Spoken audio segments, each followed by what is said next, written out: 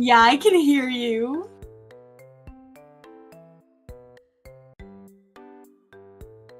Ugh.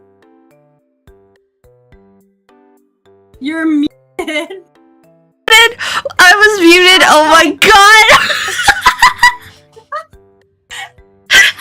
This is so funny. Oh my god. Like only you can hear me. Yeah. You know, even if we struggled, at least we can laugh about it, right? Truly, a very professional streamer right now. Anyway, hi everyone. We'll just introduce ourselves here, you know, like, maybe I'll just cut out the beginning of the VOD and nobody will be able to know that we messed up. So let's just start again right now. Let's pretend that we're starting the stream right now and go like, wow, hey everyone, it's me, khee, and welcome to... Start over, hide me again. Yeah. Oh, hide you again. Okay. Okay. Hi everyone, it's me, khee. Welcome to Choose to Meet You. This is our second interview with my guest, Snow. Yay! That's me. Yeah, that's you. No scuff at all. No scuff. No scuff. Yeah. First try. Wow. Yay! Whoa! First try. So, firstly, I'm very cheesed to meet you, Snow. Cheesed to meet you too, khee. Am I really loud compared to Snow? I can put my mic a little bit further away. But yeah, welcome, Be Snow. Loud. It's your show, not mine. Oh, that's true. I'm a bit loud. Okay, sorry. I'll try to be a bit softer. But hey, welcome, Snow, to my little interview live stream thing. I'm very happy to have you here, and I really appreciate that we were able to reschedule so quickly.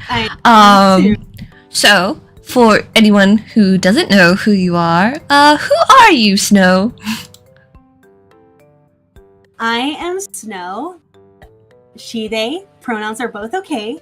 I am a streamer, voice actress, singer, professional woman enjoyer, and so forth, you know. Got a big resume. Yes, a big resume. Yeah. And I think most people will know you because of Project Eden's Garden. Yeah. Isn't that right? That is correct. So you play Diana Venicia in Project Eden's Garden, and that's, again, I'll just like rehash, but like that's how we came to meet each other, because I was gonna stream the game, and then I believe that's like kind of how you found out about me, and then we just kind of got talking from there. We started vibing. Yeah, and now we are besties. Besties for sure. Correct, we are besties. And just so that people are not getting like the same story again, I am going to skip ahead and just ask, how did you get interested in voice acting in the first place? So, I did touch up a little on this, I believe. So I honestly never thought that like voice acting was like a thing you could do as like, I suppose, like, well, quote unquote an amateur, because it felt such like a unattainable, highly professional thing, and I never had that idea of like, oh yeah, like this is a thing I can do too. So it was really wild to like have that realization of like, I can actually do this as well.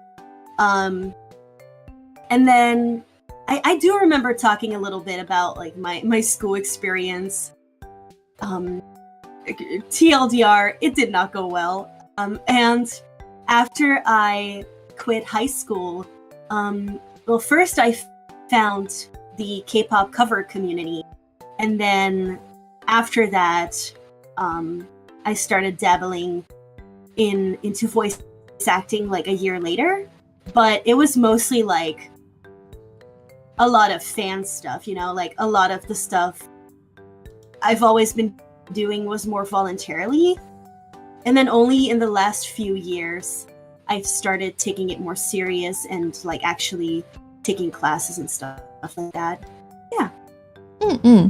So, I guess I want to ask, like, who are some voice actors that you admire or might inspire you? Yeah, there are so many. So, I would say first is Erica Harlacher. It's actually funny because Erica, I get compared to Erica a lot. Oh, really? Yeah, like even like as Diana, they're like, oh, like the voice is giving me like Kaede vibes. Aww. And then when I was playing AI the Somnium Files, everybody was like, oh my god, you sound just like Aiba, which is her character.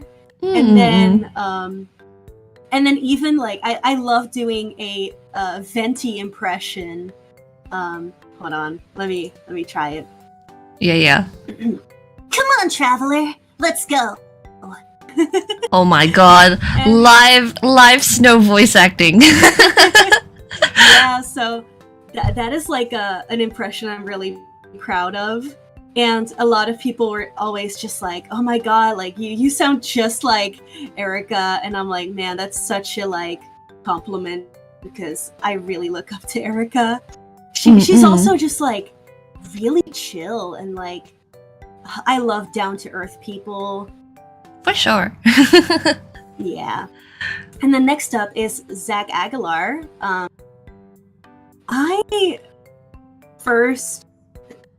I think I first heard him in AI Somnium Files as well. And, you know, when you first meet his character, you're kind of like, oh, this is some stinky guy. Like, for people who don't know, he plays Otakun. Yeah, he plays Ota, yeah. And I actually found myself relating to his character a lot in some ways. And I thought his performance was so, like, cool. But it actually also has a longer story because I actually really liked his work before he started voice acting, I think. Or oh. Because I'm not sure what that is. I don't know if it was necessarily like before his voice acting or if he already had like smaller roles by then. But there is a little online idol group called Interlunium, and one of their past idols in that is friends with him. And they did a cover like 7 years ago of Tangled's I See the Light. Oh. And then when I, heard him in VA stuff and I went back to that video, I was like, wait, oh my god, they're the same person? Like, that is so cool. And yeah, she's actually that friend that he did the cover with. She's actually a good friend of mine now, and we talk a lot. Oh. And I'm just like, yeah. That's so I nice. don't want to be like, hey, can you Yeah. Like networking connections, but yeah, it's like also just a genuine that, interest and like admiration for the craft and everything. Yeah. Mm-hmm. Okay, let's also same thing. Like, I just love laid back VAs. Like, he's also very chill, very fun. Yeah. Oh my god, they're still saying your mic is very loud. See, is it? I don't hear that. Oh my gosh.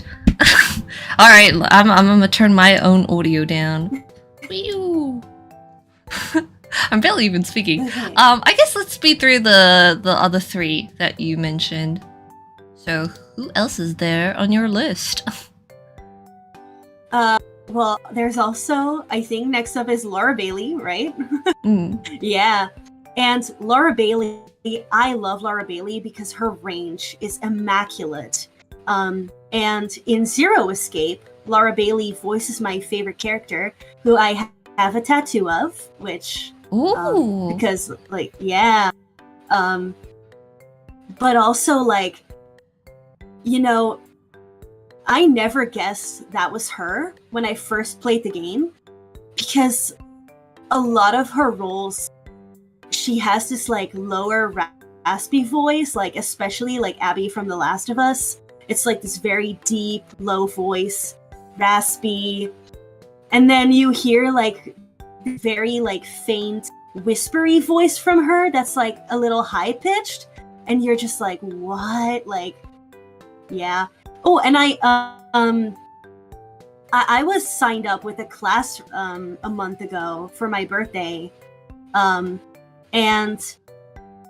they did a live Q&A session with Laura, and Ooh. I'm pretty sad that my question didn't like come up or anything, but I had such a great time listening to that live, and again, very laid back. She was like in her onesie, and I was like, oh my god, yeah, so true. Oh, I'm wondering, because you brought up like her range, I'm wondering like what your vocal range for like voice acting is. Do you kind of stay in your like not normal speaking voice, but you know, kind of comfortably in your own like I guess speaking range, or are you able to do higher or lower voices too? Say, like, I haven't really had the chance to explore a lot of my ranges, voice-wise, because I often book the roles that are either very close to my range, or just a little higher, like slightly higher pitched. But I used to voice a character that had a voice like this. Hello, everybody. And it was it was like really high and whispery.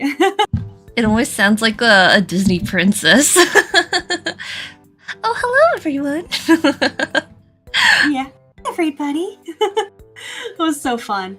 And then Chris Tergliafera. Literally, like, I love this guy. He is very like interactive with his fans. He streams, and I love tuning into his streams. I am on my knees, like praying he plays Eden's Garden someday, if he is allowed to. Ooh, because that'd like be so cool. He is just such a like nice person. Like, yeah. Oh, actually, one of my friends commissioned him. Back for like a voice line? Yeah, no, like back when Eden's Garden, the prologue dropped, my friend commissioned him to say congratulations on the prologue drop. Oh, that's so sweet. And he literally said, I don't know much about Eden's Garden. And I'm like, what do you mean not much? Like, does that mean you know about it? Like... So that was kind of like, oh my goodness, like I definitely want to like hopefully try and get him to notice us more, but I also don't want to be pushy, obviously. Yeah. And then Allegra Clark, first of all, hot damn. Like, yeah, she's got a great voice. Oh my god, do you see her and like, oh my god, if you hear her voice, like, especially when she does Boss or Beto, like, mama. Anyways. Yeah. Well, yeah. let's move on. Let's move on to focus on you, Snow. But yeah. I guess I'd like to ask, because I already know, but for the audience's sake, is Diana your first voice acting role, or have you done others before that? I've definitely done roles before, but this is like the biggest role, or like the most well-known one. A lot of stuff before that was like voluntarily, or like, you know, just like more between friends. And yeah, the Nightmare Tale. Oh my goodness! Like, I mean, if you don't mind, like briefly, how did you get up to this? Like, how did you end up in this? Oof, it's a bit of a rough story because I got introduced to this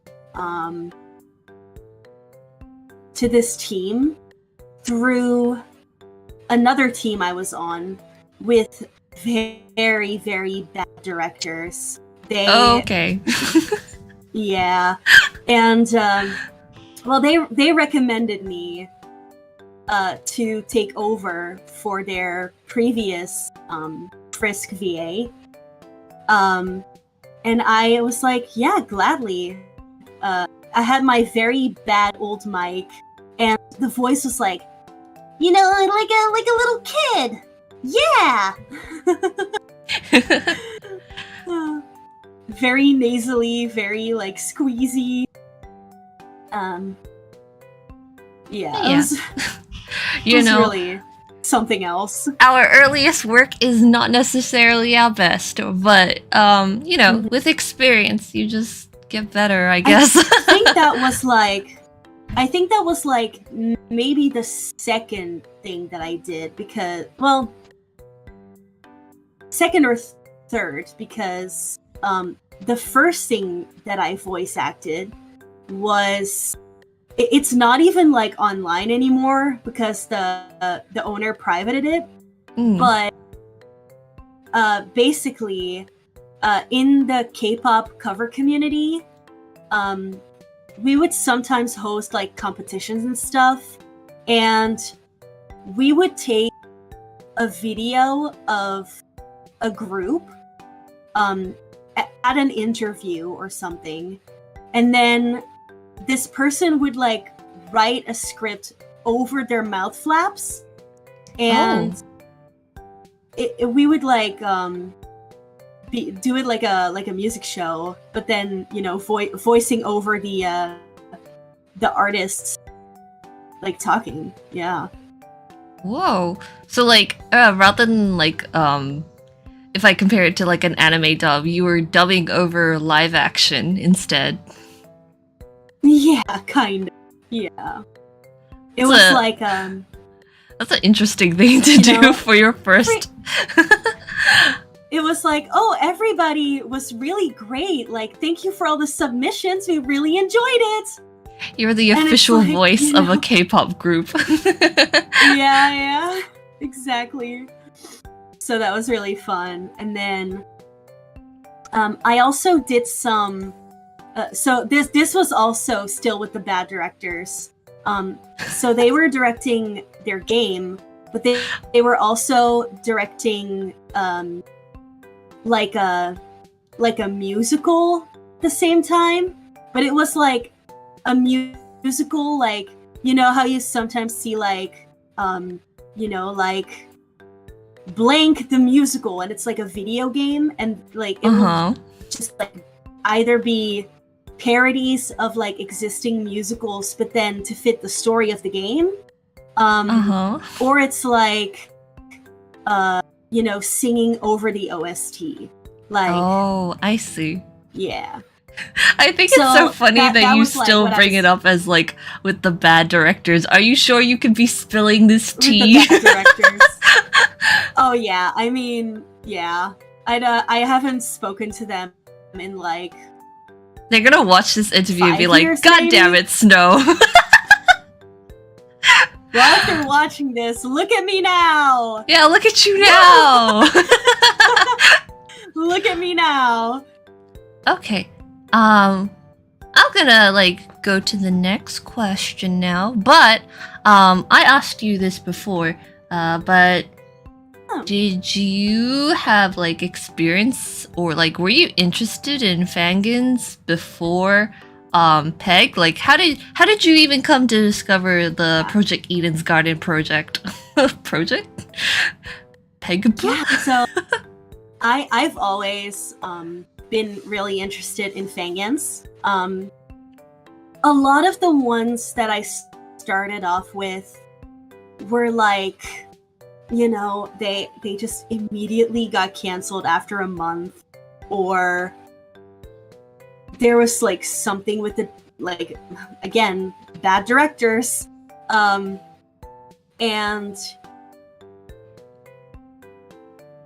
up until like at one point there was one fangin, it was called, or is called, Danganronpa 4K, and it was like in all the like fangins to check out videos, and it would be together with like, you know, the fangins that were like really popular back then, and then, you know, suddenly Eden's Garden showed up and we were all like, whoa.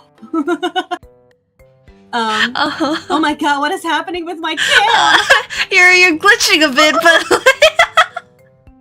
I didn't want to acknowledge it. So funny. Oh no, I don't have a picture here. Look at me, Khee. Yeah, I'm looking. Oh, there you are. So, Danganronpa 4K, so Danganronpa, right? That's, So wait, did you have any involvement in this one, or was it like the one that made you go like, oh, fangans? No, this one I'm involved in. So I was like, you know, not that well known in the community yet, but I auditioned to be in this video on his casting call club, and he was like, wow, like, you fit the vision that I have for this character so much. That like he like wanted me to be the character like permanently, but he didn't like want to say anything because, you know, it like there weren't like official voice actor auditions yet, but he was like, you know, in the long run, like if you stick around, we could possibly see that you're gonna be the official voice. But then for this video, he actually couldn't find a VA for the white hair girl as well, Hoshi, and he was like, you mind like doing a second voice in this video? And I'm like, okay. And I see Gamer Sweden, Gamer Sets in the chat, who I got to meet in 4K, as well as Robbie Good, yeah. And at one point, we would hang out in 4K, like, voice call a lot. And at one point, Sweden was like, hey Snow, I got hired for this one fangin to program, and I'm gonna be hanging out there a lot, because, like, you know, 4K is kind of not as active anymore. So if you want to like still hang out with me and everything, just join this Discord. And I was like, okay. And I just joined, like, not really thinking much. And then, you know, finding out that, oh my god, the team is hecking talented, I immediately was like, hey Sweden, like, let me know when they need anybody, you know, voice characters. So like, I guess that was your introduction. Yeah. Never mind this video that won't play. it's actually funny because, well, obviously during that time in 4K and like not wanting people to think I was like the official VA for that character, it was a bit on the down low, and it was funny when I would be in voice call and they'd be like, your voice sounds really familiar.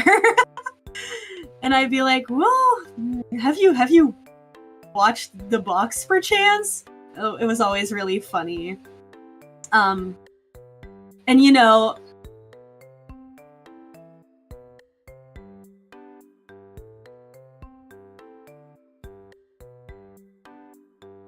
no, I 100%. I 100% had to audition. I have always had like I don't want to call it a rough relationship with Diana as a character, but there's a story behind it, and I think it's okay for me to tell it because I always like heavily say like, just because I had this experience does not mean I had any advantage whatsoever. So don't worry. I just I was muted because there was like noise outside, and then I forgot to unmute. It's okay. Keep going. But yeah, so after joining the Discord server, right? I kind of like started talking a lot to the community, and I always had in mind that I was gonna audition to be Eloise because she has the same body type. She has the same body type as me, and even though she wasn't like my favorite character, I think I just really wanted to voice a fellow big girl. But one day, I was in a VC. I think Sweden was there. I can't remember who exactly was there. And one of the writers, Soze, she joined the call, and she said, hey guys, like, who is talking right now? Because, oh my goodness, what a like lovely voice. And I was like, me, hello? And she's like, oh my god, this is gonna sound like really weird, but if we open up auditions, can you please audition for Diana? And oh my gosh! I was like, oh well, that's a new like thing because I never had Diana in mind for myself. But you know, sure. And then because of that comment, I started making a lot of like fan videos, doing like, you know, Diana as a voice. Like I would dub the server events, and I would like make little memes as Diana, and everybody loved it. And the whole community was kind of like, you know, if Snow doesn't get it, like we're gonna eat our shoe. And you know, even staff members commenting on my little memes saying like, oh my god, you're so good. I felt like I was on a pedestal, right? Oh, I was like, wow, I am on a pedestal, and I am like feeling like a god right now. Like I felt so happy. But I mean, part of that, it was like you just like fully embraced this character. Yeah. And I was like, I feel so attached to this character, and like everybody loves it. And then I remember being in the call when the devlog dropped, where they said auditions are open, and I thought I was gonna be excited, but the moment I saw that, I had a freaking panic attack. I was like, oh no, you know, I was like, this is the moment I've been both waiting for and dreading heavily, because this is gonna determine if I'm gonna be voicing the character I have grown to adore and like love so much. And it was terrifying. Like, I had like people telling me, you know, just do it, girl. Like, even staff members were like, you know, obviously we can't say like, you know, you're getting an advantage. Like, you're really gonna have to audition just like anyone. But you already know that we love your voice. So there's nothing for you to lose with this experience. So just go for it and don't worry too much. And I was like, well, you know, I'm freaking worried. And then, you know, every day having people message me like, oh, how are you feeling? Like, I swear if you don't get it, we're gonna be so mad at the team. And I was like, I get that you're like trying to be nice, but there's no guarantees. I was already so dang stressed that I thought like, you know, they wanted so badly for me, like maybe even I wouldn't say more than I wanted to, but I was kind of trying to be in that state of like, don't think about it too much. And then everyone would just keep reminding me like, I mean, does that mean you also did an audition for Eloise, or did you only audition for Diana in the end? I ended up only going for Diana in the end because as much as I loved Eloise's design, for a lot of the characters, I thought, yeah, they're cool, but I don't feel a connection, if that makes sense. Like, if I audition for a project, I want to be able to look at a character and read their like little bio and think, yes, I can represent this character the way they are like looking for. And I thought, you know, I'm so like personally invested in Diana's character that I think that I have a general idea of what they are looking for. That's the best way I can I guess I would say to anyone who wants to get into voice acting, though, don't I wouldn't advise like getting attached to a particular character before you get cast. Do not get attached. Like, you know, I was like a special case, I guess, but usually you need to go in with a very neutral state. You can love the project, you can love the characters, but don't be like me, you know, because a special case like this doesn't happen often. I was very lucky. But like when you do get the role that you really, really want, it's like, oh, wow. Yeah. Life's great. Absolutely.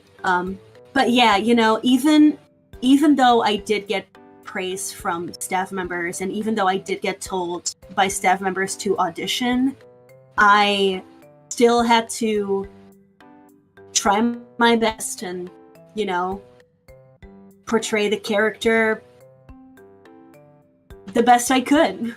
And you know what? I'm happy for you. I'm glad that you I'm glad that you're Diana. Me too. I am like, you know, I still would have really supported the project, but I don't like thinking about like what if I didn't, because like me as like, you know, if I'm thinking now, I want to say like, oh yeah, even if I didn't get it, I totally would have supported the game. I totally would have stayed in the server. I totally would have played it. But I don't know if I would have. Like, you can't really tell like what you would have felt if not, you know?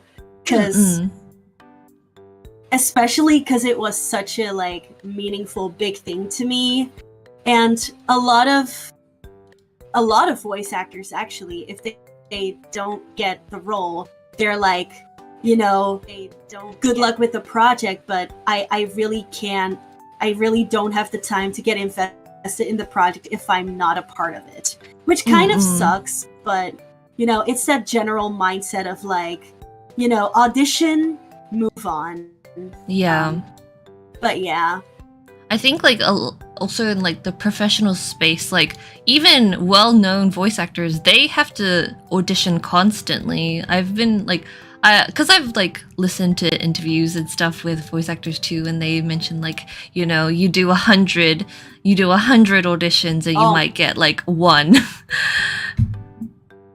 absolutely. I think it's just in the nature. There's just like, I don't know, there's rejection, but you have to learn to kind of just accept that it's part of the position. Yeah.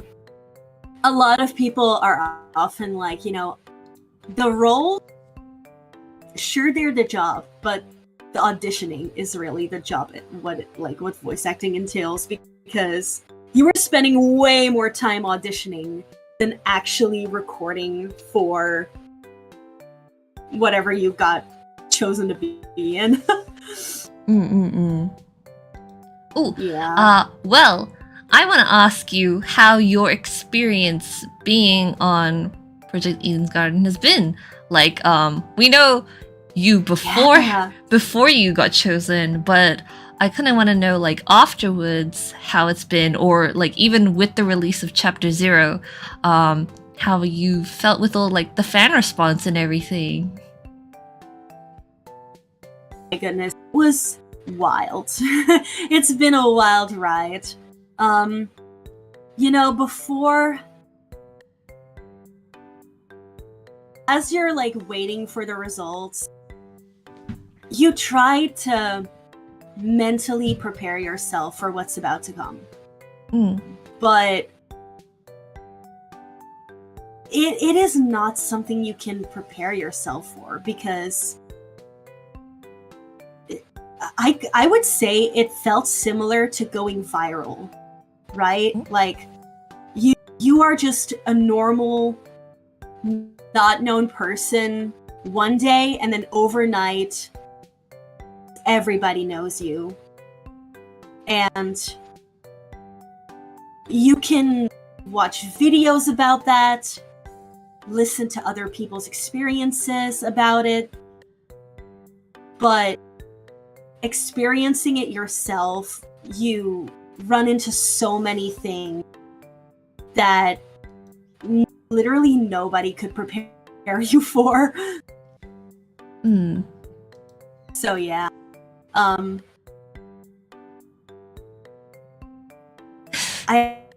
on. I gotta look at my notes because I wrote this down. No worries. I even wrote like a really long response to the previous question, and I didn't look at it. So that's okay. Now that's I'm okay. like, oh no, did I miss stuff? So I wrote down, especially after the prologue, it was so overwhelming, because before that, it was just spurts of popularity and then some rest, but now it's constant. So, you know, like every devlog or something, you know, people would be like, whoa, you know, oh my god, suddenly it was like the hype was back and the server would get busy again for a bit. And then it was silent again because, you know, like the initial like big hype was like a bit calm again. And then it was just like, oh, you know, continuing to wait for the prologue.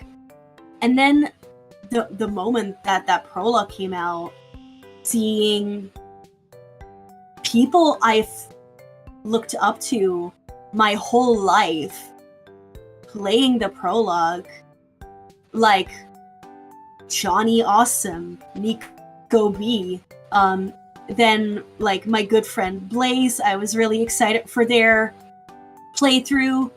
But like for Blaze and for Weeby, like I expected it because, you know, they're in the community, and it's more like, you know, I know it's coming, but then it's like, who else is going to react to this? Like, are we gonna get like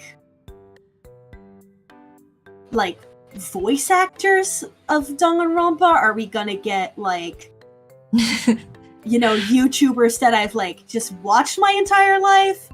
And then when the YouTuber one actually happened, I was like, like I can't fathom that. And okay, so I put down. I definitely had to take a. Yeah, I definitely had to take a step back for a bit and be like, okay, this is happening now. You're a niche micro celebrity is what other people keep telling me. Snow, you're a niche micro celebrity now. Like even whenever I'm on a call with Blaze, they'll be like, Snow, you're more popular than me now. I'm like, no, what? No, that's not true. And then I said, it comes with both good and bad reception, and both of those can be a lot to handle. Because, like, people think, like, oh, just a bad reception is going to be tough for you. No, like, the good reception can be overwhelming, too. Then I said, so team-wise, because, like, that was the community. So, on the team part, I love the team. I can always rely on them. If I have a problem with anything, I can just tell a staff member. I have to be, like, careful with a lot of stuff that I say now.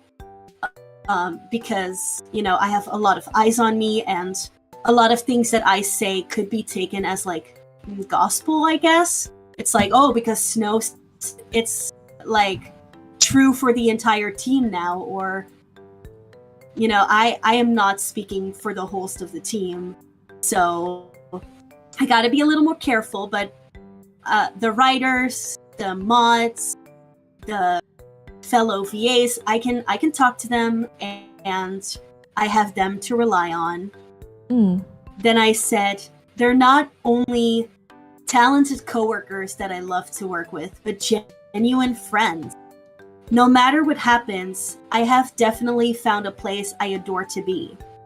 And then I put down, I'm meeting up soon with Jean's VA. Well, that already happened. Yeah, that did already happen. That already happened. By the time of this recording, yes, it has already happened. Yeah. So, yeah, because, like, how I've, like, at least the people I've talked to from the Project Eden's Garden team, everyone's just mentioned how, like, you know, the team has all become really close in general, because through working on this project and everything, like, you have to spend time together. But everyone's also, like, really invested. It's like Project Eden's Garden is like your collective baby now. I do want to say, like, some voice actors on the team aren't as active as some of the other ones. I would say, like, a lot of the voice actors are some of the most inactive people because they have You're all so busy. Yeah, they have a huge acting career. Like, the voice for Ingrid, she is gonna be in a show with, like, well-known drag queens.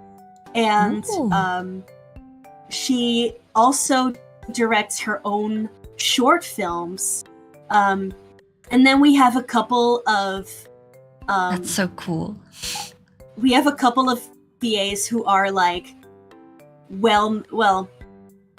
somewhat well-known VTubers. So, like yourself. Yeah. Well, I'm an indie VTuber. I am not with a company, but, you know, some of them are with a company or either a very big individual VTuber. I'm just here like, hey, can I join you guys? You want to collab? But yeah, I had such a great time meeting up with D. He is definitely one of the VAs that I've gotten the closest with. Actually, we have like a little group that came to be because of a server event called Team Treasure. I remember you saying you watched that video recently, didn't you? I did. It's No, it was not working. I'll refresh the page, but yes, I was curious because like I saw that video and I was like, what is this? Is this like some kind of official like little thing for the thing for Project Eden? Oh, here it is. It's working now. There was a server event. There was a server event in the Discord called April Anarchy. And it was a sequel to the event March Madness, which is a popularity bracket of the characters. So they get put into a bracket and you vote who you like better between the two that are up against each other. So me, D, Tarquin, Sabrina, we had the idea to work together as a team called Team Treasure because we had like vote Diana for beauty, which is like her treasure. Vote Kai for like influence.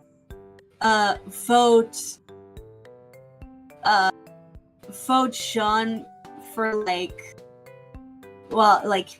ship captain treasure, like it's like the big thing. And then I forgot what Cassidy's was. But we were like, if you vote for one of us, you vote for all of us. So that's how we kind of like so that's how we kind of like try to make the fans if you like Kai, you would also vote for Diana and wait, so on. So wait, was this like a poll, like is it a monthly thing, or it just happened to happen that one time? It's a yearly thing. We're gonna have another one very soon, which got revealed in the devlog from yesterday. We're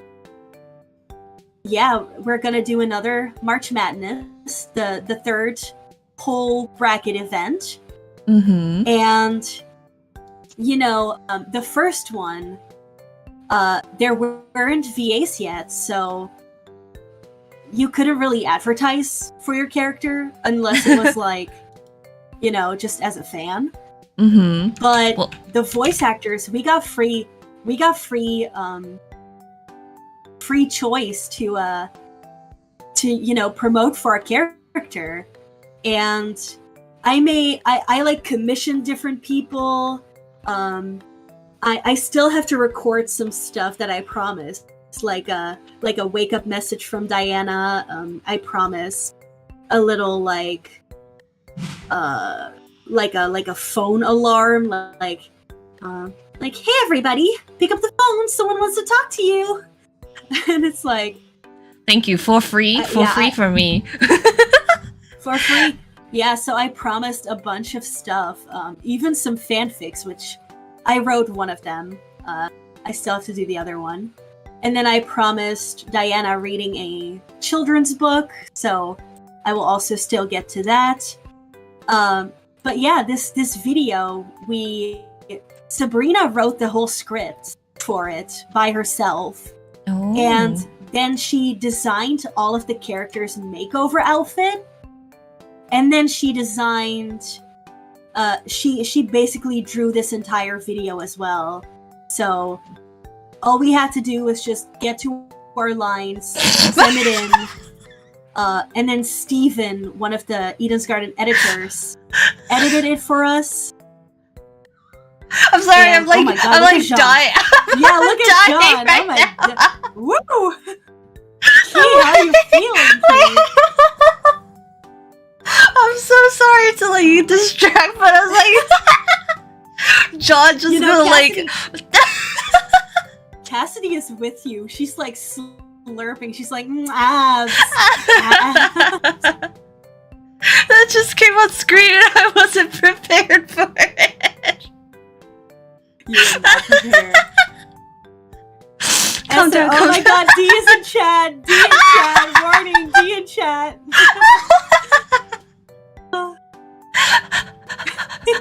Hello? Yes, I love this video. It's so good. Sabrina really went all out for us. And Oh, thank you, Sabrina, for your beautiful artwork. Thank you, Sabrina. And we really want to try and make more treasure videos, because we love our little group. And after the event, we had a group chat for the event, and at one point we started kind of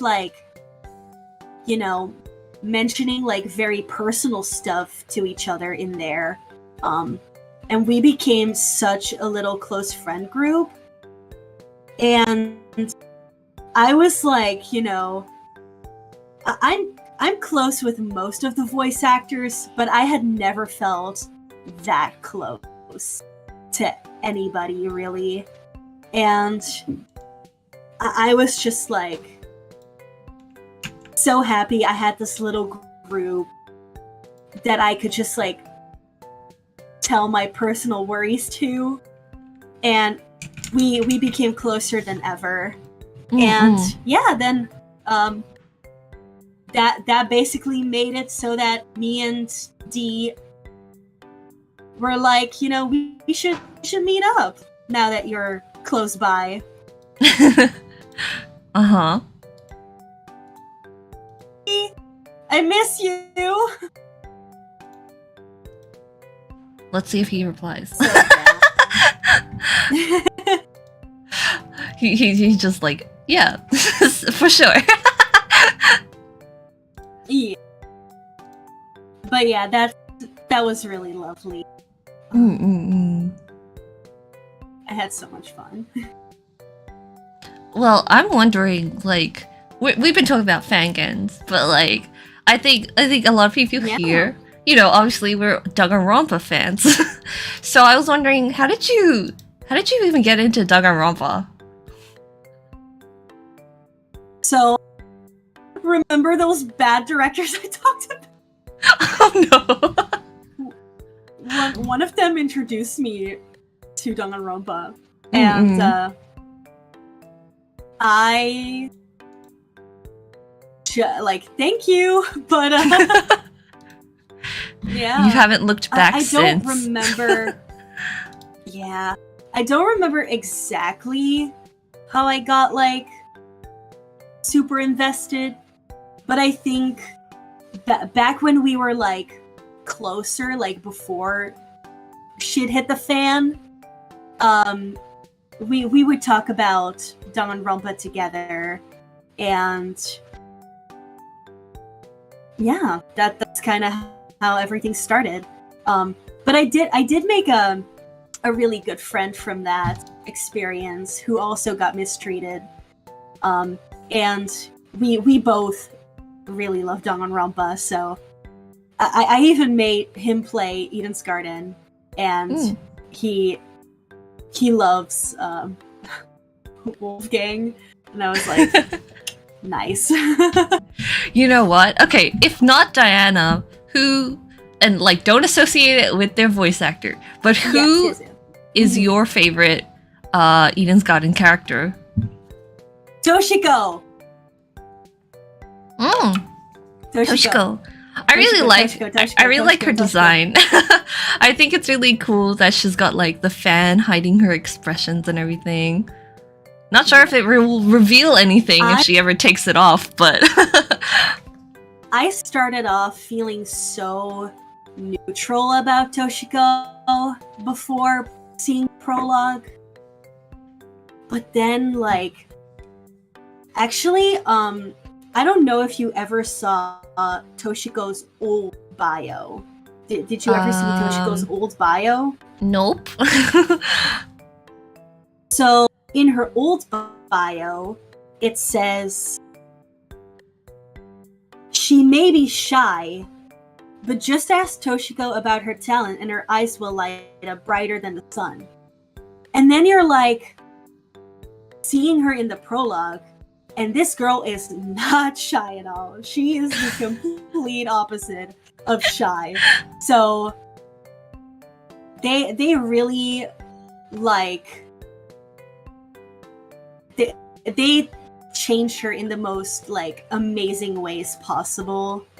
And you know, I'm sure that like Eden's Garden fans have an idea of what happened a few years ago when shit hit the fan. But these writers seriously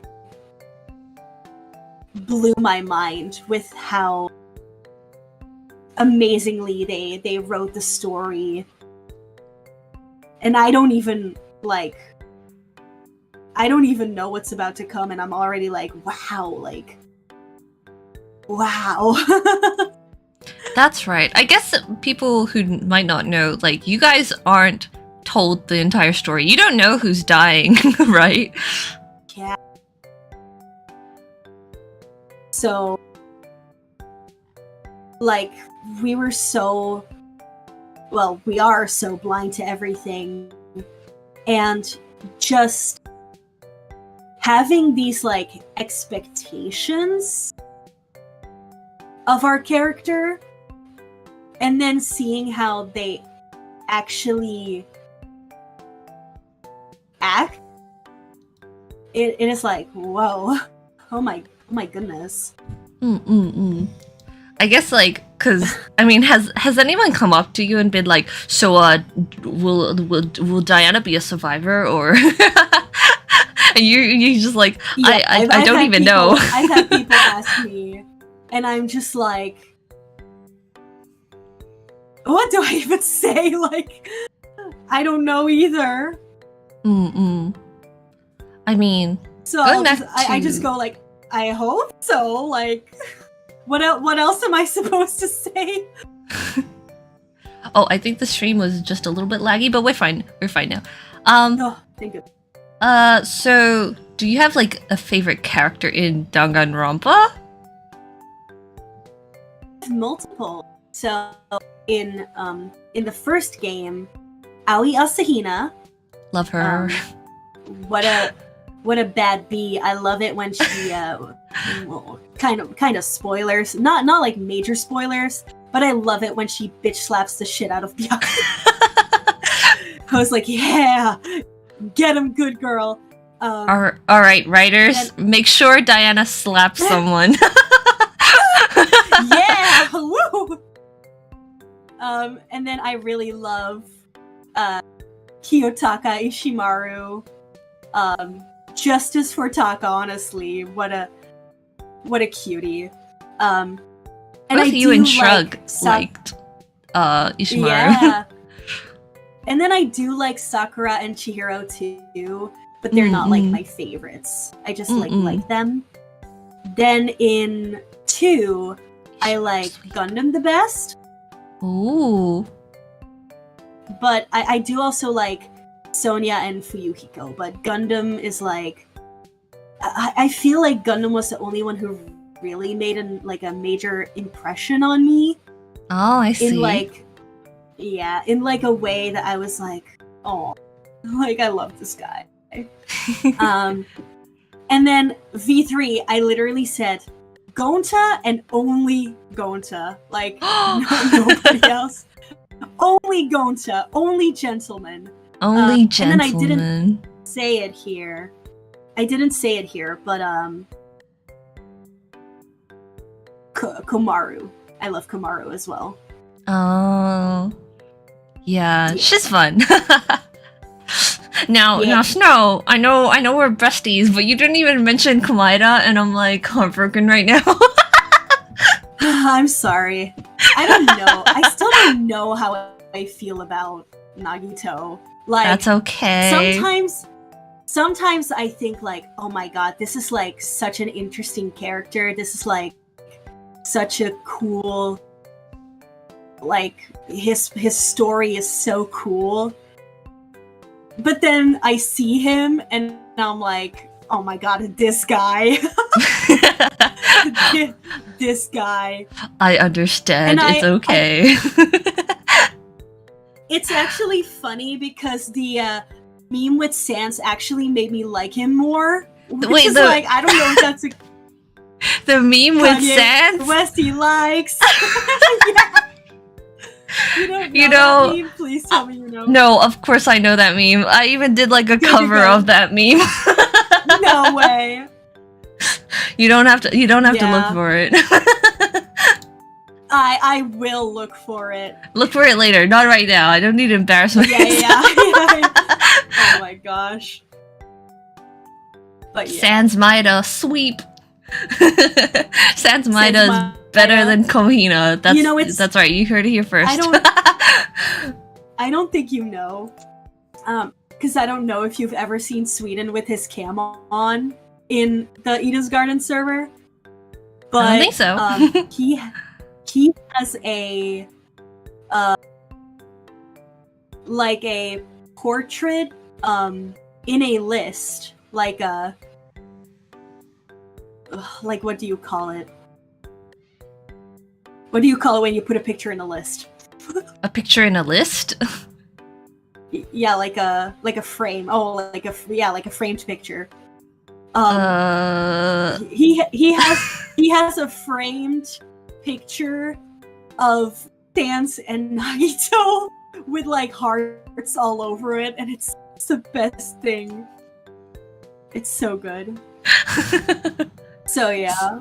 Sans Maida truly is the OTP of all time. OTP of all time, yeah.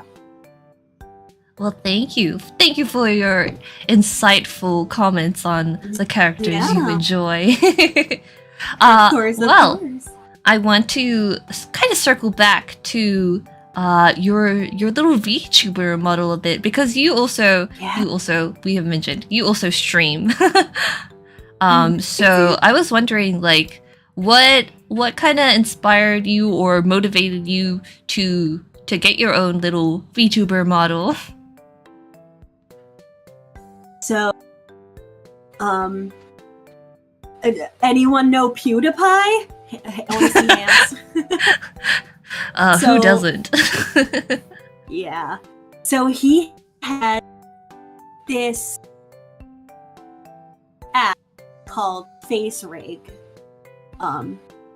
It was like one of the first apps where you would link your camera and you could be something else. Like you could be a cat or a skeleton or a burger. And he would make those videos like, you know, just like testing it out and being silly with it. And when I started streaming, I was like, well, you know, I don't want to have like a blank screen or like just the game. So I'm a download FaceRig. And I would use, sometimes I would use like one of the more human looking characters. Sometimes I would like use a cat and I would customize it. But at one point you're kind of like I saw so many other people using FaceRig and I was like, I don't feel unique anymore. I feel like I want something more personal. Something that like represents yourself. Yeah, exactly. I was like, I want to like have people be able to look at something and be like, that's Snow. And you know, my Sona had a major change because it used to look more like an older version of me in real life. Like back when I had longer hair, back when I had bangs, back when I had like a blue dip dye in my hair, and a lot more like very like basic dotted shirt that I had, my blue glasses from back then. And I was like, I don't hate the Sona that I have, but it is me from a different time period. It is not, it does not represent what I am today. It looked too serious, it looked too realistic to like the real me. And then I put a lot of time and effort into thinking up like what does the Snow from today represent, like, and I thought this was perfect. You know, it's a little bit more cutesy, a little bit more approachable, a bit more,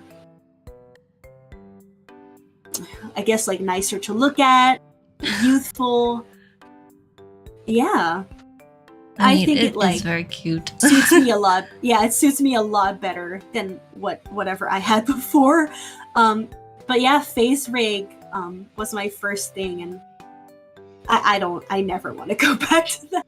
I think it's really funny that you say like it's PewDiePie. And then it's like, for me, it's like, oh yeah, they were just a lot of anime VTubers. No, you're like, oh no, not actual VTubers.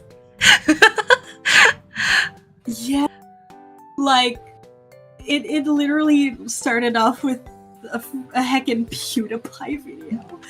Not like, oh, I watched this one VTuber and I thought, oh, I want to be that too. No, it was PewDiePie.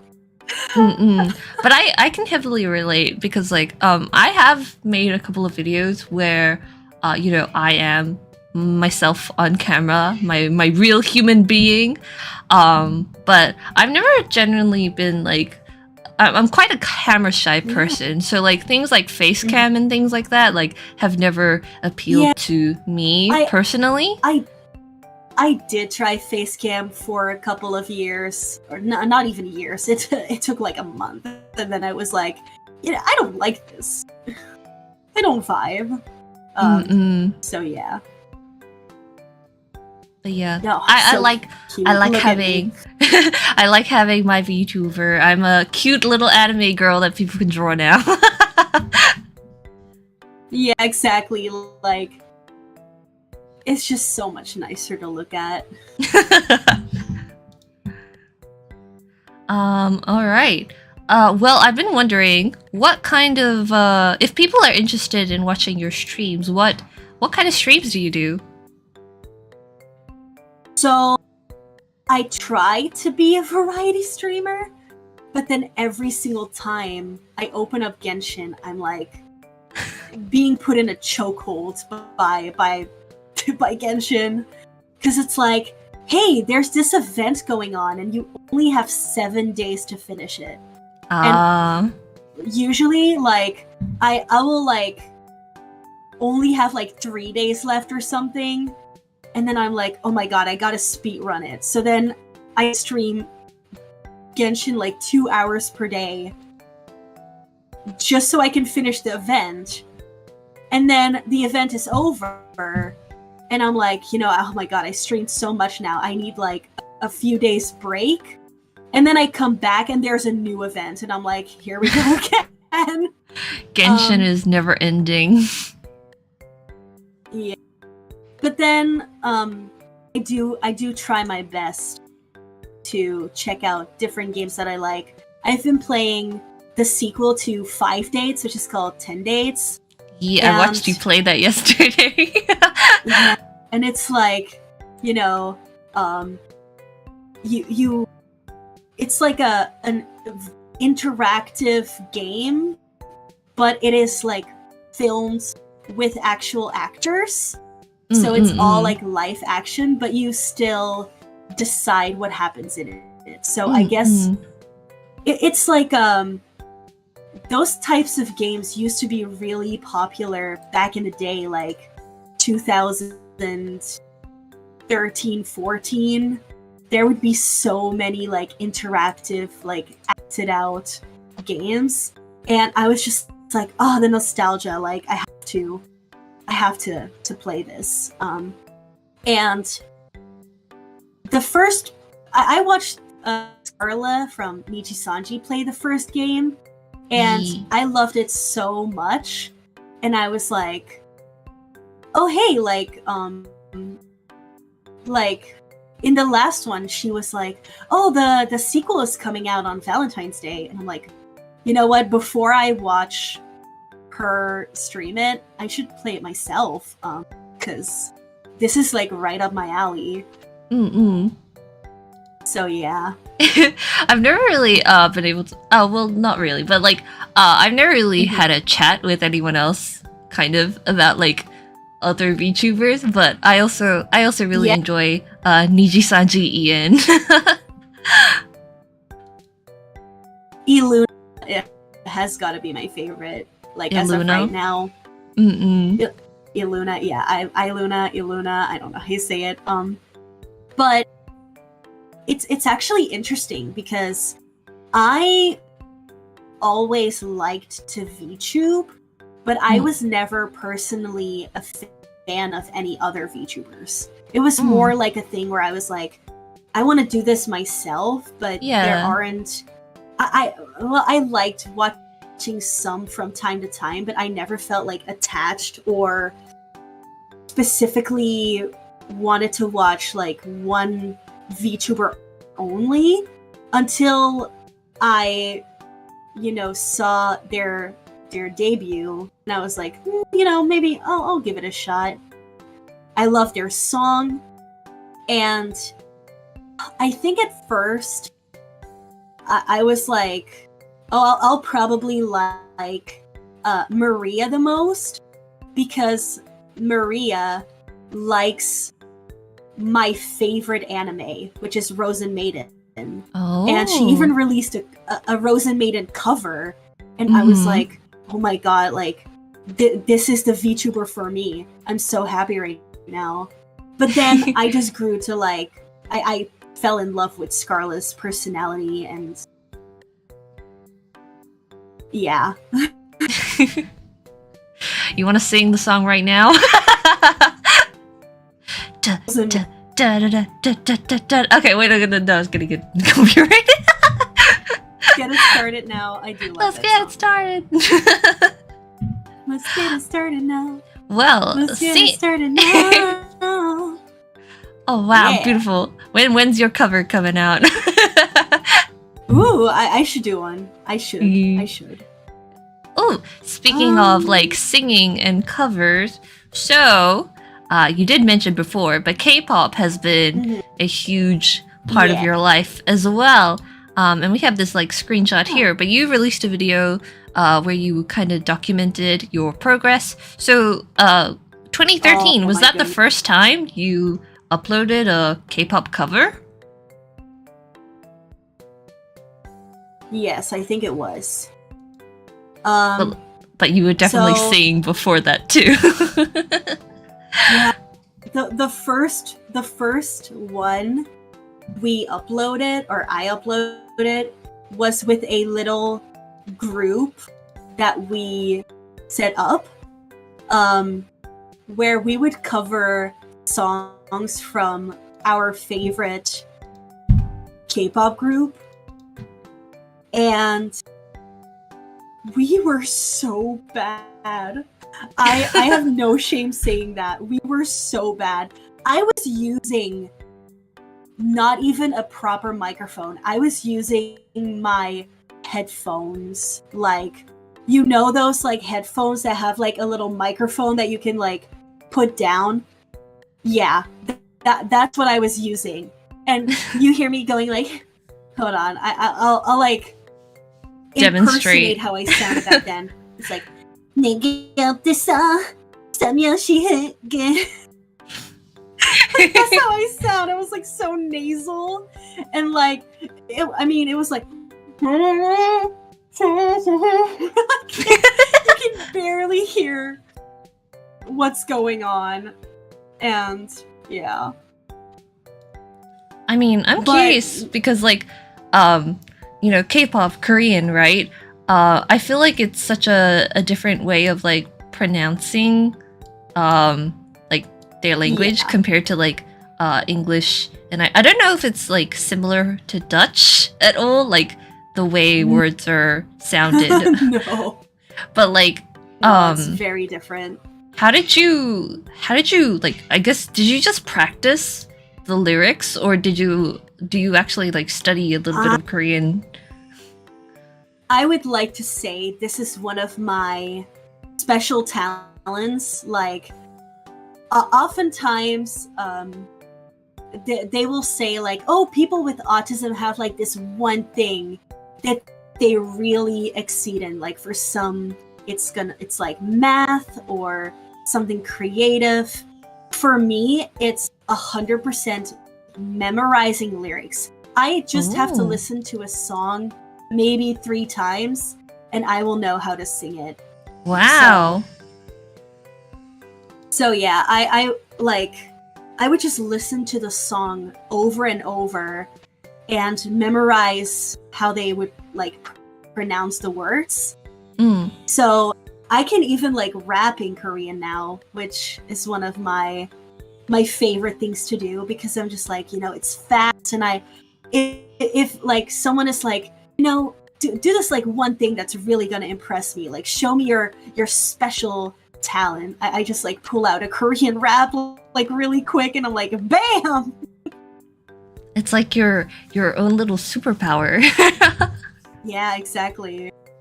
I love rapping in Korean so much. Like I always say like I love singing K-pop songs, but there's something different about the energy when you do a rap. Like it's kind of like hitting a high note, but it feels a lot more cool, I guess. Because like a high note is like, I feel like a high note is like, yeah, it's all right, but a fast rap, like, yeah. I mean, I guess with like making covers and everything, was it something that you started off just like by yourself and then found other people in the community to do like duets and like group songs with? Or was it something like you knew people in person and then you decided to sing together? Yes, I started off with the little group, and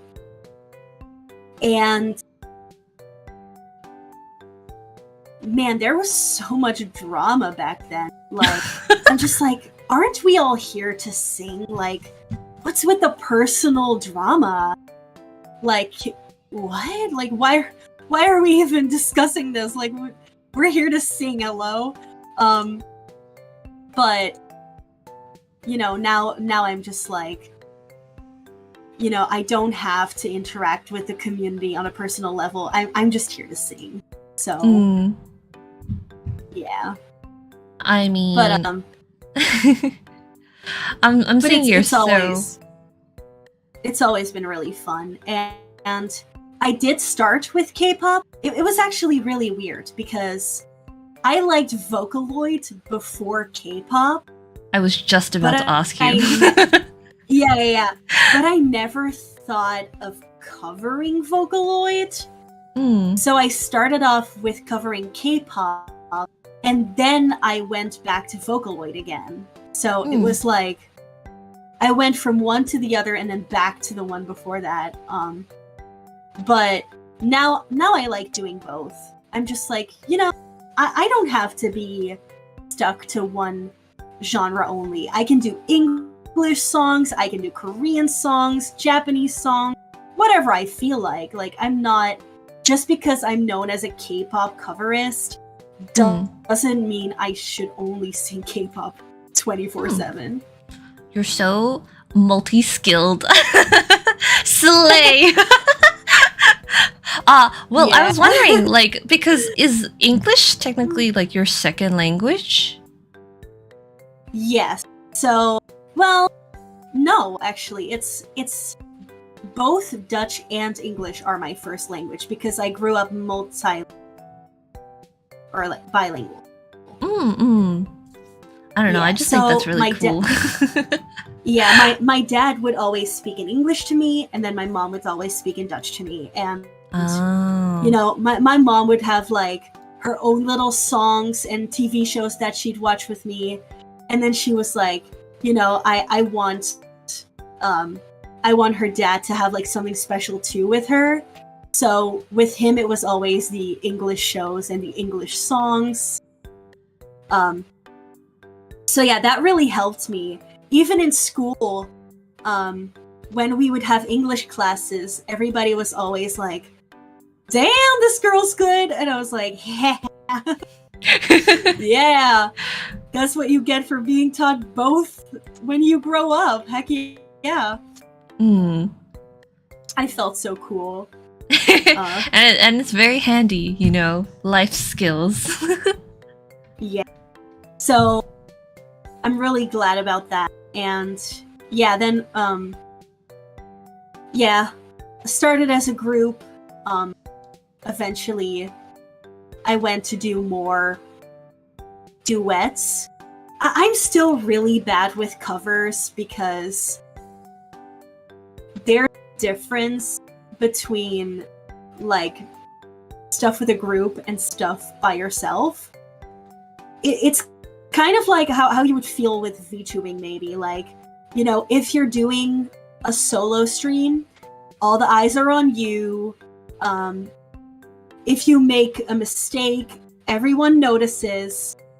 But when you're with more people, you can just give the parts you're really bad at to someone else, and you don't make those flaws as like much as you would if you had to all do it yourself. So I always want to do covers, but I'm just like, you know what? I struggle with this particular part. Hey, random friend, you want to cover? You want to duet this? You want to take the more difficult part that I can't do? Exactly. And then it's like, you know, yay. I actually do have my first cover after a long time finally coming up. But at first I was like, oh my, I cannot release this. Like, I sound so bad because I was like pretty sick when I recorded it.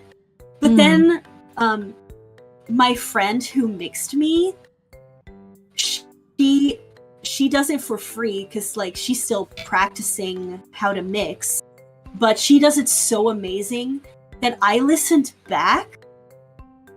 I like listen to it almost daily, and like a lot of the times I don't like listening to my own voice, but she made me sound so good that I like have to play it daily and just like admire my own vocal. I guess for anyone who doesn't know like the terminology, what does mixing vocals, like what is that? Yeah. So mixing is like making sure I sing on time. So they will slightly edit if I'm like off tune or off time. Yeah, they do like slight tuning. So I am someone that doesn't like heavy auto tune. So I usually ask like don't use too much. But they will like use slight tuning if I like. See, the thing is like auto tune is not gonna make you sound good if you sing off key. Like if you have to be at least singing in the right key for auto-tune to work on your voice. So I like that a lot, where like I could be singing and like have a little mess up, but since it's still on the right key, it's like she can fix it with a click.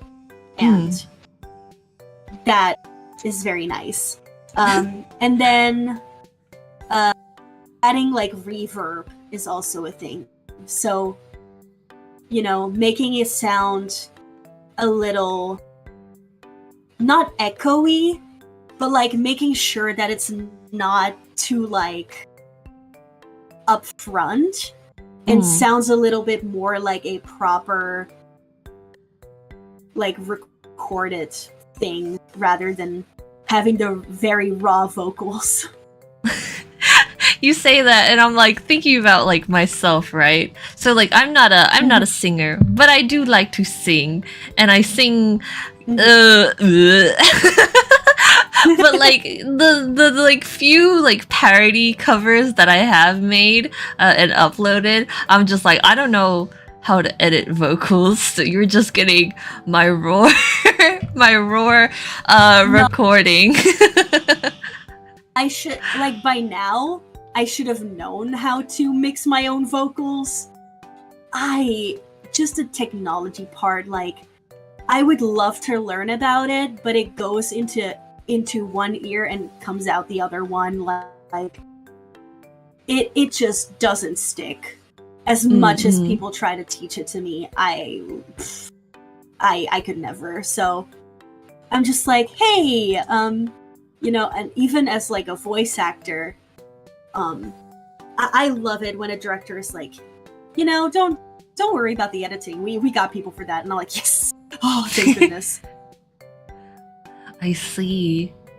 Ooh. Like I can do like the bare minimum and like remove some background noises, but if it comes down to like adding reverb or sound effects, I'm like, nah, that's you. Someone else, please save me. Oh, so, yeah. Speaking of like the background audio, so like, do you have like a little makeshift recording booth kind of thing when you have to record lines or vocals? Not. I hope to have that eventually. As you can hear, like now, I love to record at nighttime because there are no cars. Well, there are still cars, but like they come maybe like once every 10 minutes, and you're like, oh, okay, you know, gotta just do one line over, but no big deal. But if it were daytime, you would hear church bells, you would hear cars, you would hear my neighbors walking by, and you know, I'm just not in that living space right now where I can properly make something for myself. But I hope that like as soon as I move out and I have my own place, I can just like take a closet and be like, you know, this closet, I'm not gonna use it anyway. Make it a booth. With like the soundproofing and everything. Yeah, exactly.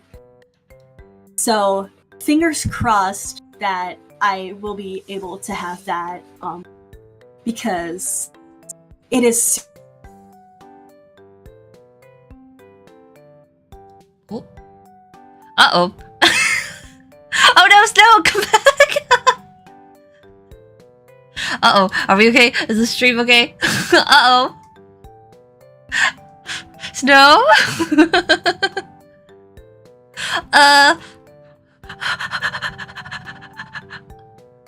Snow says 1 moment. Snow disappeared, but we're okay. I thought it was my stream for a bit. Are we still good? I guess while Snow's out, I'm gonna start a Q&A poll, so that if anybody has questions for Snow, and because we've already addressed some of the questions that were in the community poll, but if there's any new questions that you guys have, I'll start a Q&A right now, and you guys can add some questions. Snow just told me that her PC just shut down. So it wasn't me. She says do a Snow impression. Oh, hey everyone, I'm Snow.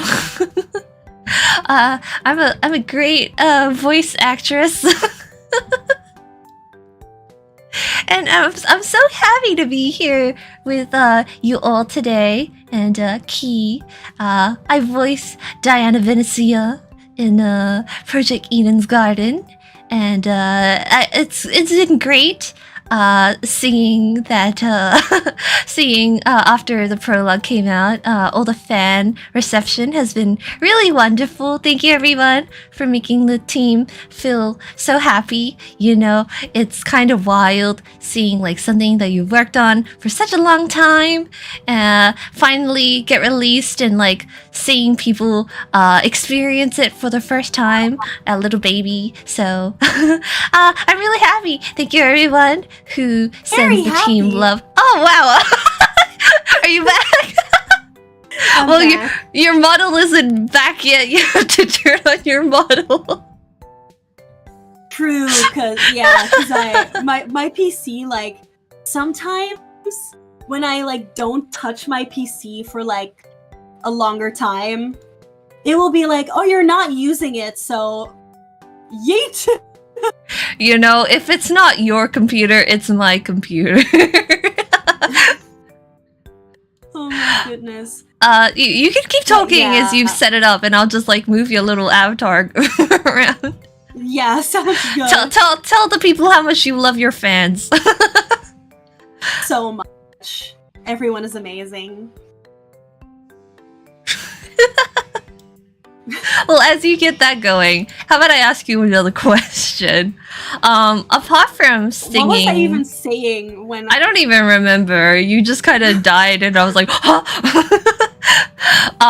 But yeah, apart from like singing and voice acting, are there any other skills you have that people might not realize, or a skill that you wish you had?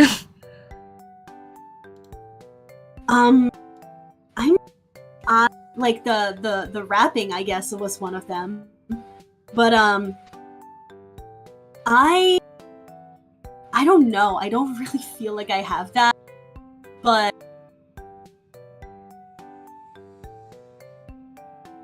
I don't feel like I have that. No. Well, you are normal. Already. We're normal. We're just normal men. I'm normal. Yeah. I did play the violin for a good bit. Oh. So that was fun. But then I got busy with Oh god, I'm hearing two of you. Oopsie. Hold on. Boop. There we go. You know, that was pretty accurate for when both avatars are on screen. Yeah, exactly. Anyway, welcome back. Then I got busy with voice acting, and I was like, you know, I love I love playing the violin, but I just don't have the time for it anymore. So yeah. Maybe you can do a violin stream.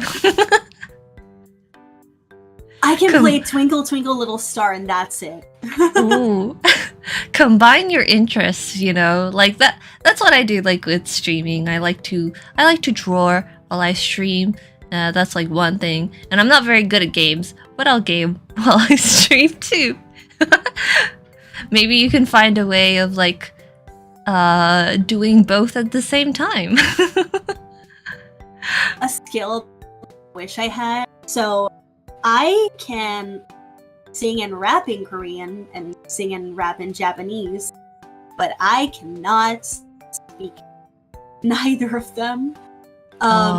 So it, like, I mean, unless I like talk to people in singing form, but like that would be weird. So yeah, I want to learn how to actually speak the languages. For sure. Ooh, speaking of one last K-pop question. So, apart from singing, have you ever been interested in learning like the dances? Because I know like a big part of K-pop is also the performance. So, is dancing something you're interested in? As a baby Snow, little baby Snow, I actually did jazz ballet. And I also did capoeira. I don't know if you know what that is. That's like the like a form of not karate, but you know, martial arts. Yeah, it's like martial arts dancing. It's like a mixture of like dancing and martial arts. But I quit capoeira because I was like physically not built for it. Like at one point we had to start doing very intense tricks, and my body was just not built for that. So I was like, you know, I had a fun run. This was really like a fun experience, but I can't continue this. And then for jazz ballet, you only got to do jazz ballet up until a specific age. Like, the classes were for like age 6 to maybe 11. So at one point it was like, well, you're too old now. You have to go find a different place to like continue this at. So I like did like some performances and stuff, but after that I really tried music video dancing, but I don't know, it just like physically I was already so out of shape that trying to dance was like a lot more physically challenging for me than the other people in the class, so I was always behind, and I was like, you know what, maybe dancing just isn't for me anymore.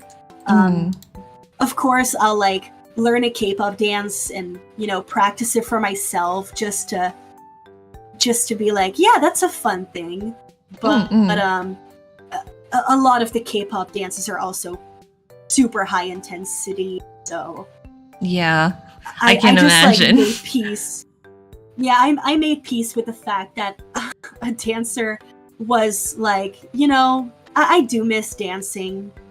Maybe one day when I build up a more like a better physique again. But for now, I'll just sit down and do my singing and voice acting. Let us, I think now's a good time to take some audience questions if you're ready for that. Yeah. Okay, let's go. I know there were some questions posted on the community post, so that's exciting. So we're gonna go through those right now. I am willing to answer all of them. Maybe not all of them, because some of them we've already Okay, then we're gonna speed run. Let's make this a speed run round, alright? Okay. Okay, would you have any advice for beginner voice actors that you wish you had before or follow dearly? Still follow dearly. So any advice for people wanting to be voice actors?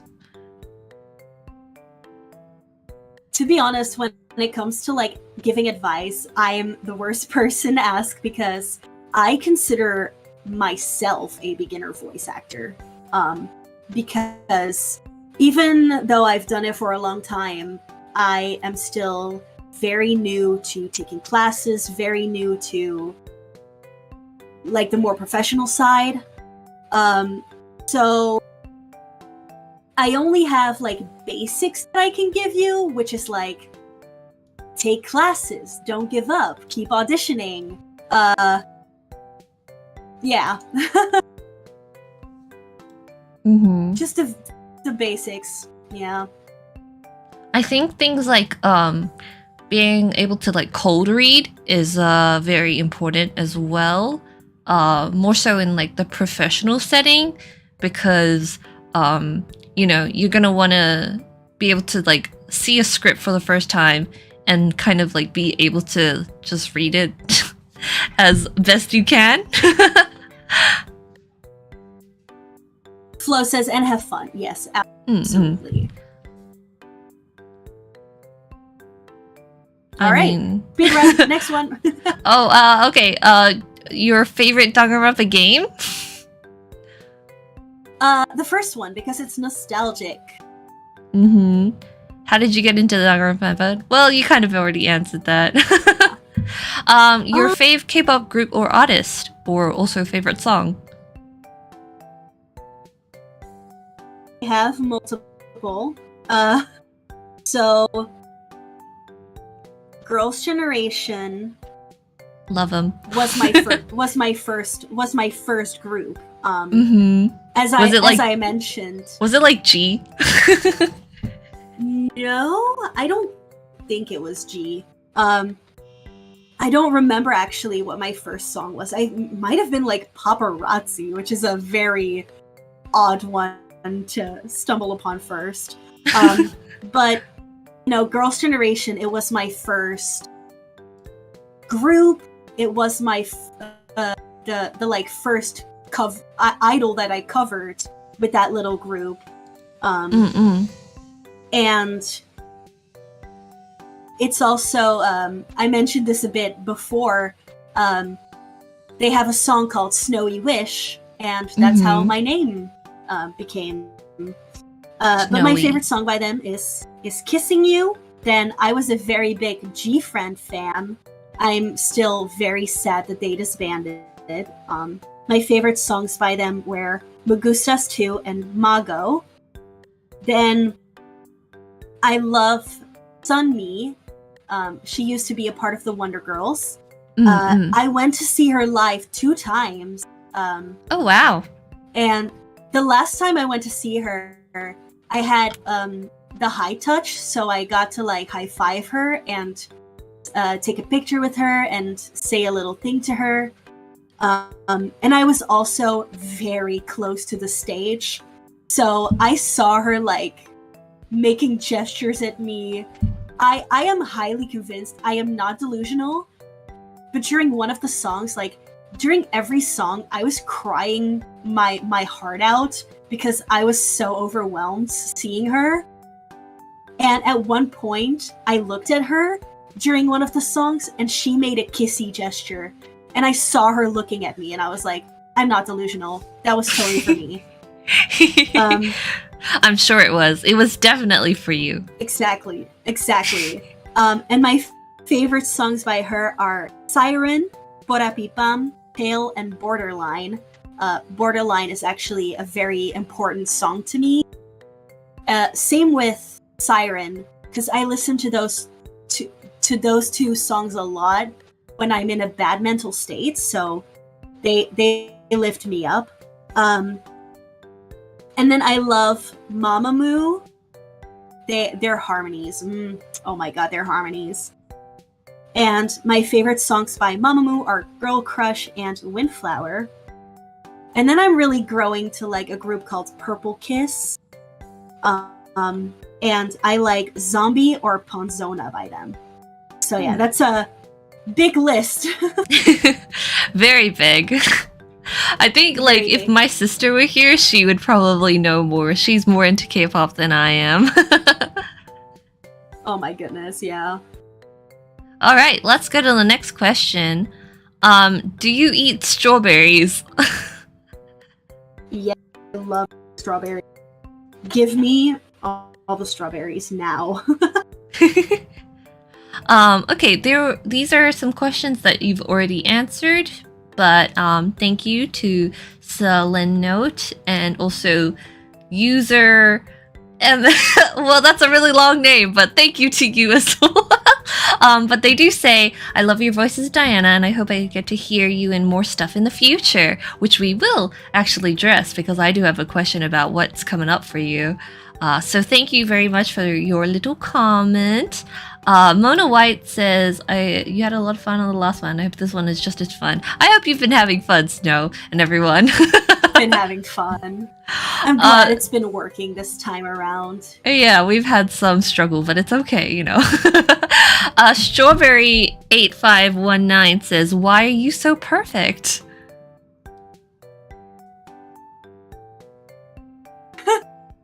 So I would like to state that as nice as that is, perfection is subjective, and I actually like having flaws because it makes me have things to improve. But then at the same time, it's like, what does perfection entail? Like, perfection is so subjective. Like, to anyone, perfection will be a different thing. So I'm glad I at least fit your idea of what perfection means. So that's really sweet. That was a really good answer. Alright. Well, you have answered characters that you like, so do you have any Danganronpa characters you don't like or hate? It's like the obvious Haiji, do not like. Mm-hmm. I don't like the more lewd characters a lot. I am very asexual, and anything regarding no makes me really uncomfortable. So I did not like Hifumi much because he talked a lot about anime girls. I didn't like Teru much. I didn't like Korikyo much because it was weird. I didn't like Miyu much, Mikan much. Yeah, any character that leans more to like, we're NSFW to be funny, and I was like, I don't really find it funny. Like, I liked the more subtle moments. Like, I like a good lewd joke if it's subtle, if it's tasteful. But if they're just being thrown in as like a shock or like a way to like, as a way to shock the player, I don't like it. Like, it needs to have a good reason as to why that character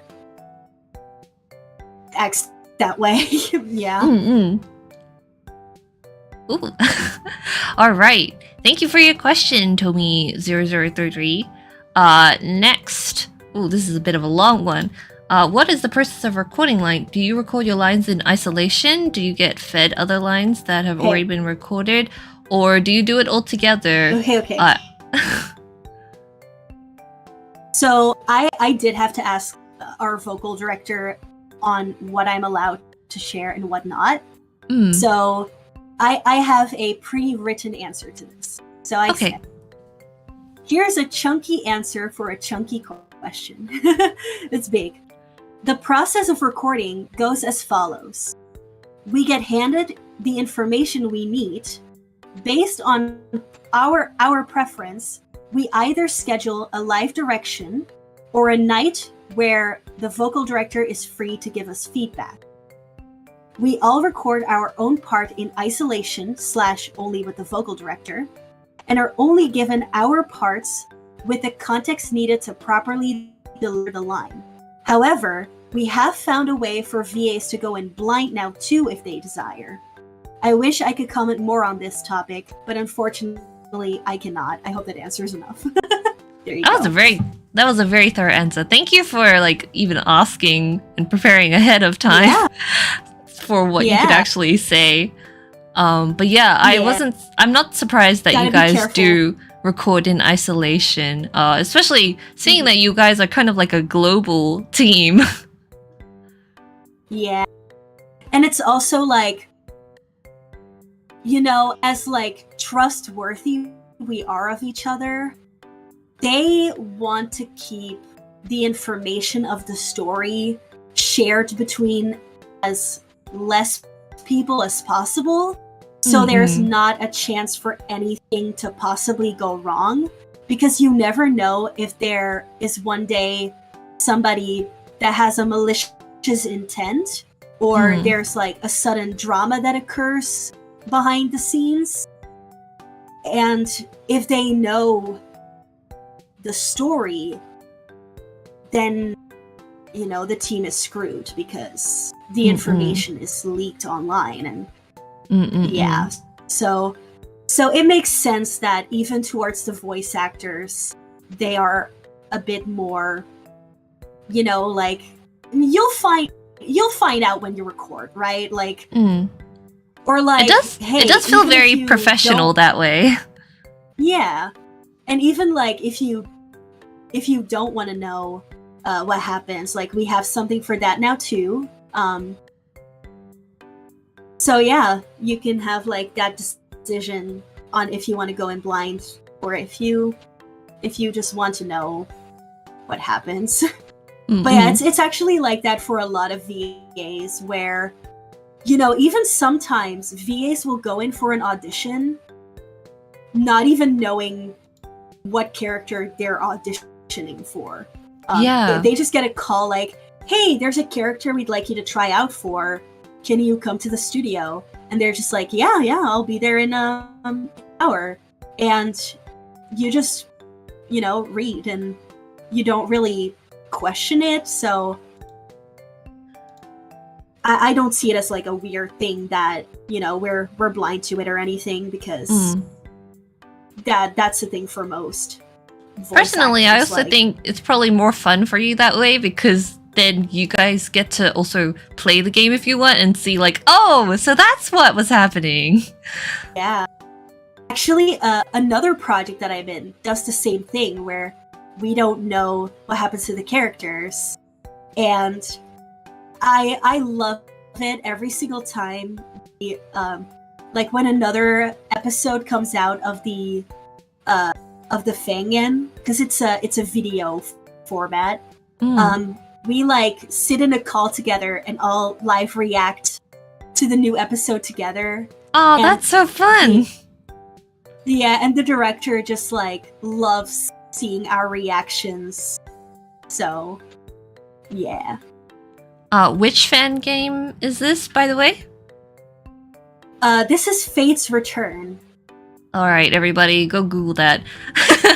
Yeah. They'll be sure to not go in hearing me like from the start, because I am actually taking over for a prior VA of that role. But she got busy, and I come in chapter 1 as the voice for that character. So yeah. I see.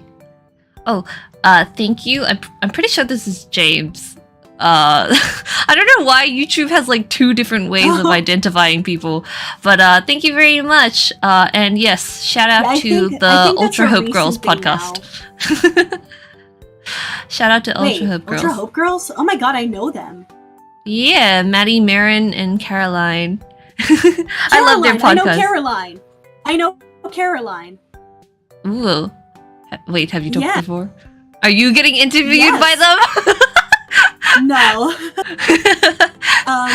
But one of the editors on Eden's Garden, Andrew, he introduced me to their streams, and I used to tune in a lot there. I don't think they stream as much anymore. Oh, Caroline playing like detective. Oh no, wait, Nancy Drew, I think it was. some game. I would watch like the Zero, like her watching Zero Escape and everything. Yeah, that's right. Oh my god, wait, there's like an interview with you. Oh my gosh. Yeah, I did an interview with them. But like, I gotta watch that. You watch it later. We're in the middle of our own interview right now. Not now. But thank you for your question. All right, from Mommy Imposter. Did you think you would be doing voice acting when you were younger? I do think I would be doing something similar, like acting or singing or something related to like performing, being a creative in yeah, like some type of creating. Yeah. It was the same for me. Like since I was young, I always felt like I wanted to do something again, like creative and art related. So yay! Look at us achieving our goals. Actually, I don't know if this was I think I answered it last time, where I said I really wanted to become a musical actress. But unfortunately, because my school run went so bad, I wasn't allowed to be accepted in the school of my dreams, and I was devastated. I wanted to be a musical actress so badly, but then finding voice acting was kind of that thing where it was like, this will suffice until I get to be on stage again. But now I'm kind of used to being behind a screen, or like only seeing my vocal director and nobody else. I don't know how I would do on a stage anymore. I have terrible stage fright, so yeah. I think I would feel the same way. But like I think it's like just part of life, your goals, I guess, change with how you change. And that's fine. Yeah, absolutely. And you're thriving. You're thriving now. Thank you for your question. Somebody says best Among Us crewmate. The rose colored. When they added new colors, the rose color is so pretty. I am obsessed. Thank you for your question. This like gentle pink, I love it. I wish more things had like pink versions. Right? I'm a big fan of more pink. Okay, this question is from Lonnie. I hope that's how you pronounce it. Or is it Lonnie or Lonnie? But hello Snowy, Lonnie. Lonnie is person who reeked my model for free. Oh, that's right. I remember. Yeah, she's an amazing fan, and I'm so lucky to know Lonnie. My question is for Snow. How long have you been voice acting? I guess like hobby and also for things. So hobby 2014, 1 year after I started singing online. And then professionally, I would say maybe 2 or 3 years ago. Like after I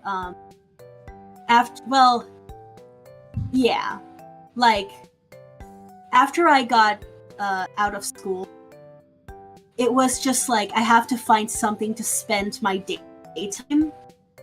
And then eventually I was like, oh, I actually really like this voice acting thing. Maybe I should ask my mom if I can take like classes or something. So yeah, then I was like, let's do it. And the rest is history. And the present right now. Thank you, Lonnie, for your question. And this last question before we move on is a two-part question. Oh, hey, it's from Brush. About the industry in general, but also pertaining to experiences you might come across. Have you ever applied for a VA job that seemed good to start, but things became unprofessional? Lack of pay, unrealistic work hours, contract disputes. Well, let's start with that one. Have you ever done, I guess, in this sense, paid voice acting work?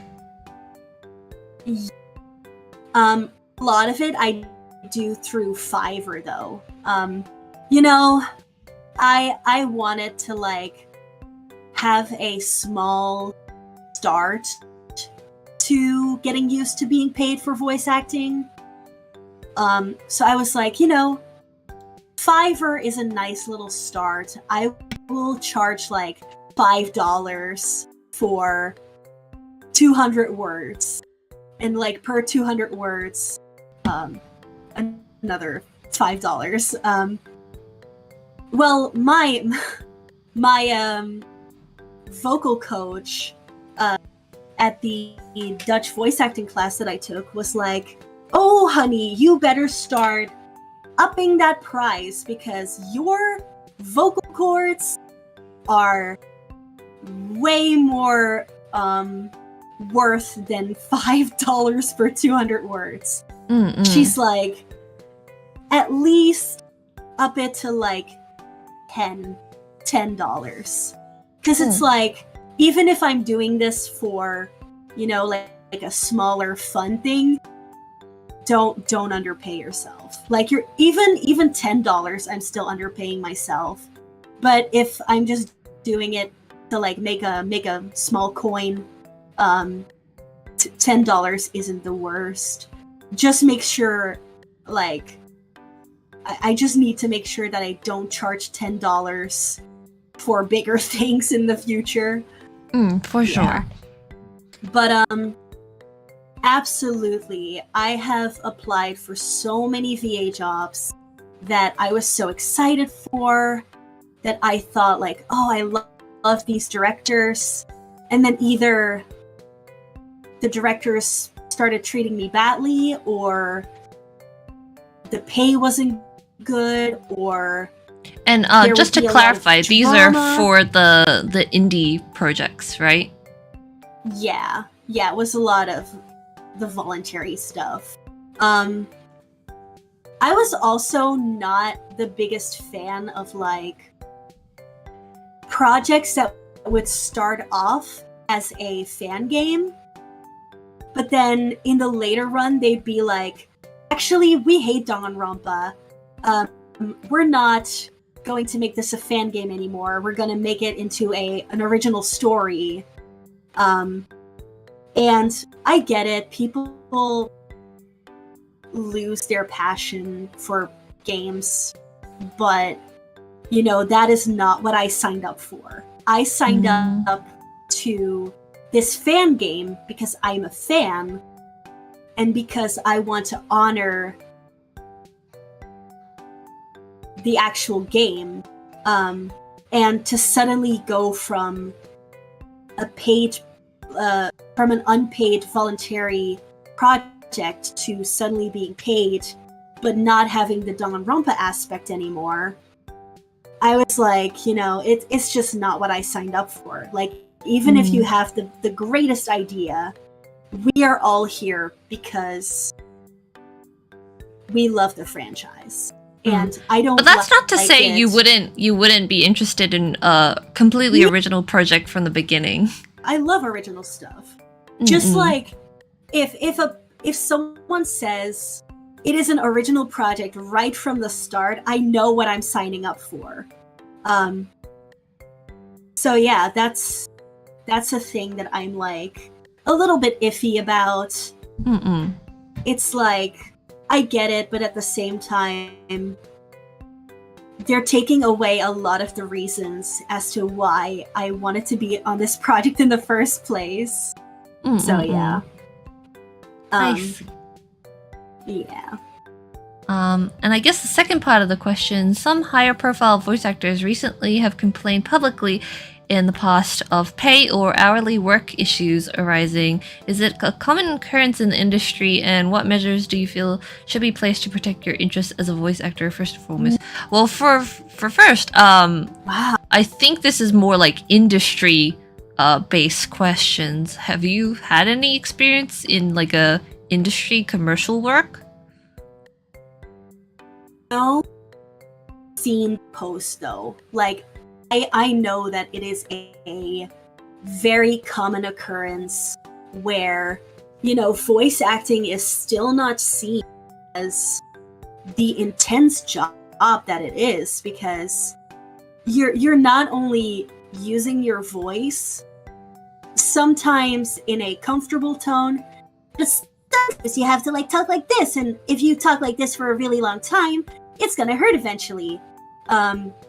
So a lot of people don't know how like vocally intense it is, but also if you're playing a character that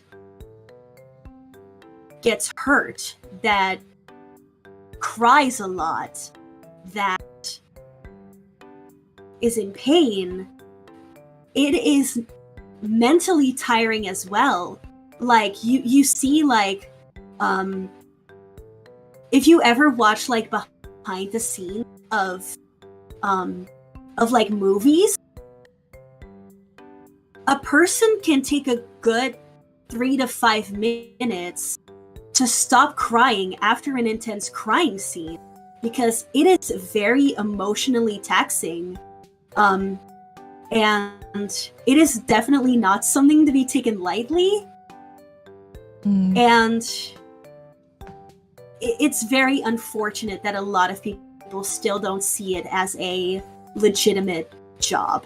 So even if I don't have like the biggest experience with it myself, I have a lot of thoughts about it, and I definitely want voice actors to, you know, get the prize that they deserve and the praise that they deserve. The praise and the prize. So yeah. But yeah, I would say the same thing. Like in general, I feel like creative industries, the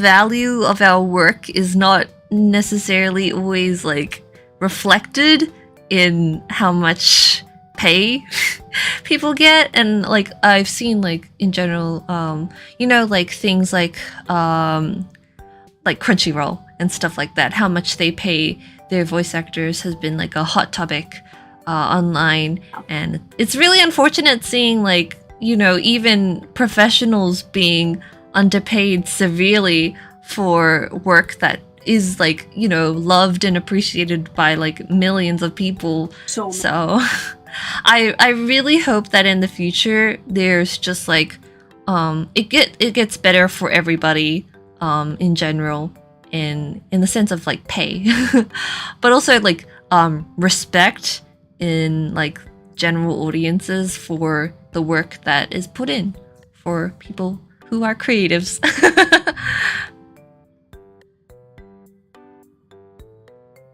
Yeah. It's sad, but oh well. Hopefully they'll learn someday. All right, I'm gonna go to our last question from audience today, but it's actually from Shrug. So you were there that time, but Shrug was able to ask you a question as the second guest. So Shrug actually wrote it in this post as well, but which I was like, it was supposed to be a secret, but that's okay, I guess. So Shrug's question for you is, if you could hang out with Diana, what do you think you two would do? You would be surprised. Because first of all, I would not hang out with Diana. And the main reason is, it will be too creepy hearing my voice coming out of her. So I thought you were gonna be like, nah, I hate her. No. I just would be too creeped out hearing my own voice. So if she were silent though, I would hang out with her. Just don't speak. I will like tape her mouth shut. Just don't say anything. Oh my god. And then if she's silent, I would ask her to give me a makeover. And then I would be like, you know, in our new cute outfit, let's go on like a picnic, or like let's go like outside and have a good time. But yeah, just don't talk. Just be quiet. Hush. It's like, Diana, I love you. Just shut up right now. Like just a silent day at the spa. A silent day at the spa together, not saying anything. That's a very fun visual. Maybe someone should draw fan art of you and Diana hanging out, but she's got like tape over her mouth. Like, oh god! I love to see that. Tape over her mouth, yeah. Well, you know, sometimes how like people will go to the spa together, but there's like an isolation between the two of them. So it will just be like us separated by a window, and I'm just like holding my thumb up, like, yeah, having fun, and she just holds the thumb back up, and I just like don't hear her. Yeah. You are enforcing that social distancing. Exactly. All right. So well, thank you. Thank you everyone for your questions. And we're gonna start wrapping up here, but there is still a bit to go through. Yeah, I would say like if anyone has any like last minute live questions, we'll speedrun those. Yeah. You can just put them in the chat right now. And we'll just read some. But I guess did you I know khee, I know you wanted to know like my favorite Vocaloid. Yes, I did want to know. I love Gumi. You love Gumi? Yeah. I love Gumi too. Actually, okay, this brings something up. So I used to run a Gumi OS blog on Tumblr. That was my first Tumblr account. Don't go try looking it up now. I bet it's very like embarrassing because like that was like my first time trying to like really interact with people online. So but yeah, that was my first Tumblr experience, a Gumi OS blog. I love love also, Gumi. Yeah, Flo's question was, can I cry on your shoes? And you know, I am not wearing any shoes right now. I have my what do you call it? We call it pantoffelen. I don't know what it's called in English. Like slippers? Yeah, like slippers. Yeah, like the very cozy ones. You know, not like the slippers with like your toes out. No. It's like the slippers that are very fluffy. And hold on, what do they look like? Oh, they have little ears. They have little ears. And a like animal face. Yeah, those. I see. Oh my very, god, they're so tiny. Very comfortable footwear. Would you allow Flo to cry on them? Well, they're very fluffy, so if you would cry on it, like it would stick. Like it wouldn't really dry that quickly. So maybe not. But I'll specifically put on my regular shoes so you can cry on them. Okay. There you go, Flo. Yeah. There you go. Any other characters? Not Snow shrinking into the table. Yeah, I was looking at my slippers, and then when I like go away from the camera, it like does this, like it either like stops that or I grow really tiny. Chori, don't worry. We've already answered the question about the Danganronpa characters that Snow doesn't like, so you can always go back and watch the VOD to see them. Oh, Flo has another question. Which character from Your Turn to Die would you love to voice the most? Do you know Your Turn to Die? I do love Your Turn to Die. If you have the money for it, it got put on Steam, right? It got put on Steam, and it has some mini episodes with it, and I heavily recommend playing it because it is some of the best visual novel writing I have stumbled upon. And the character that I would like to voice the most, it's actually interesting because my favorite characters from it are both wait, can I guess? So wait, were you gonna say you would want to voice a male character? No. I wouldn't voice a male character, but it's actually funny that that I don't have a favorite female character in Your Turn to Die.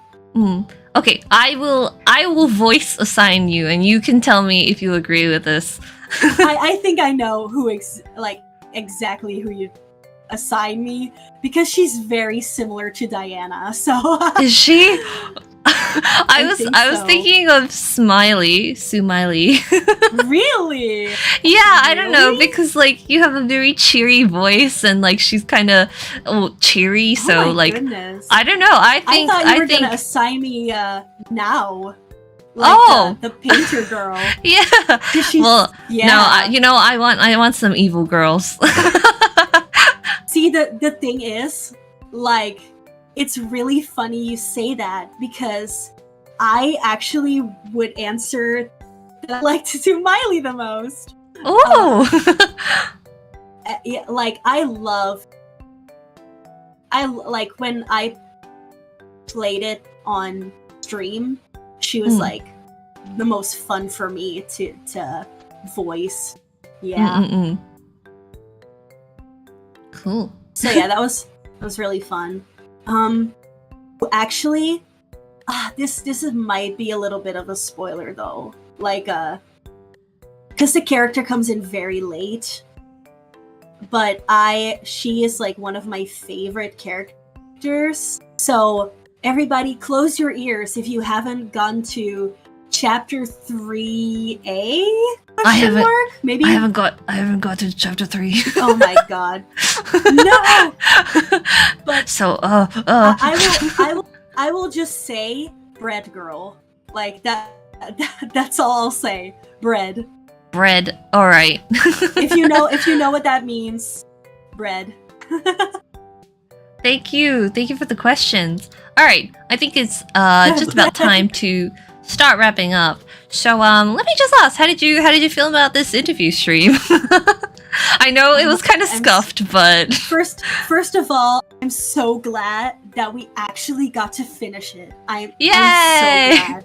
Me too. Even if we struggled at the start, and even if my PC like shut down like halfway, like randomly, I'm just glad we got to the end, right? Yeah. But I also had a lot of fun, and I was so honored that I got to be the second guest because like oh my god, when I saw that we're interviewing Shrug and like I got to be after Shrug, I was like, holy heck, like I have loved Shrug's work since so long. Like that's actually wild to me that like me, just tiny little old me, to go after such an inspiration of mine. Like I don't feel still that I mean I'm growing to believe that I deserve the love and the attention, but I'm still so new to the public eye that I'm just like, why me? Cause you're my bestie. Me. You're my bestie, Snow. Aww. You're my bestie too. Okay, before we head to like the finishing parts, did you have questions for me? Because I know you did prepare one. I did. Okay. I will try to answer quickly. So, question 1 for Khee. Who do you hope to interview in the future? Like someone you don't have planned yet or even thought about, because it would be too unreal to you. Like, if you admire someone and you're just like, I could never envision myself interviewing them, but I want to. You know what? I think it would be really cool. This is like, I think it'd be really cool if I ever got the chance to interview like Bryce Peppenbrook, solely because he is Kobaya's English voice actor. But I don't know. In general, like how I decide or ask who I want to interview is mainly like people I'm interested in like the communities that I participate in, not necessarily because they're like someone famous. So I don't know. Let me think about that. Someone I would like to interview in this kind of space. You know what? If I could interview Nico B, I think that would be really special for me personally, because Nico B was the first Danganronpa Let's Player that I watched, and that's how like I first experienced like, seeing Danganronpa as a game. Wasn't Nico like one of the very OGs where the game wasn't even like officially translated yet. Like he was Yeah, playing a yeah. fan translation. Yeah. So like that's No, that- that's probably one of the reasons, because like as someone who's also been into That was- Danganronpa for a long time, I like to talk to someone who was like also a long time or has been in this like, you know, wild Danganronpa fan space for a long time. Seeing go play Eden's Garden was such like I knew they were gonna reach out to him, but I never thought he would like agree to it, because he is not somebody for like, first of all, he doesn't really play fan games, but secondly, he doesn't play games that aren't finished. But he was like so intrigued with the fandom and everything when he saw what Eden's Garden had in store, and I'm so glad he gave us a chance, and like we were like the little special exception. But yeah, we like reached out to him, so I am like 100% sure that if you email him and you're like, hey, I've been doing this little, you know, interview thing with people from different communities, he would say yes. Like I'm guaranteed that he would be like, yeah, I'm down. Oh, thank you. I don't know if I have that clout yet, but I think thank you. I'm glad that you think he would be like, oh yeah, chuu, like sure. I'm down. Oh yeah, I think he would. Let me think. Who else would I really be interested or really think it's like hard to ask? I mean, yeah. You know what? Okay, wild dream, Kodaka. Kodaka would be such a like a fun, like weird experience to be able to interview. Of course, like I don't think that's something I'll be able to do because of the language barrier. But like if I ever got the opportunity to ask Kodaka a question, that would be like the dream, the dream interview situation. I have that with Uchikoshi. Oh yeah. Yeah. I feel like if I were to ever talk to Kodaka, the first thing I'd ask is like, so how do you feel about the fact that we have a fan game of your game that is like really well known? Like, please don't sue us, Mr. Kodaka. I love you. But I guess those would be kind of my 3 picks right now. Bryce Papenbrook, Nico B, and Kodaka. And like let me think. Who else? I guess like any voice actor would be cool, honestly. Yeah. Danganronpa, any official voice, any franchise, voice actor or actress. Like. Yeah. All right. A lot of them are super chill, so I feel like you'd be able to. You know what? Like, you know what? Who else? Dream guest, Hatsune Miku. Miku. I'd like to interview Miku, please. Have you heard the new song by Pinocchio P? Of course I have. It's like an interview with Miku, and it's such a bop. I love it. Well, thank you for your question. Let's move on to the next one. Yeah, I was totally gonna say something and then I lost it. maybe I remember in a moment. So yeah, my second question to you, Miss Khee, is if you were asked, would you ever want to voice act in a fan game or original thing?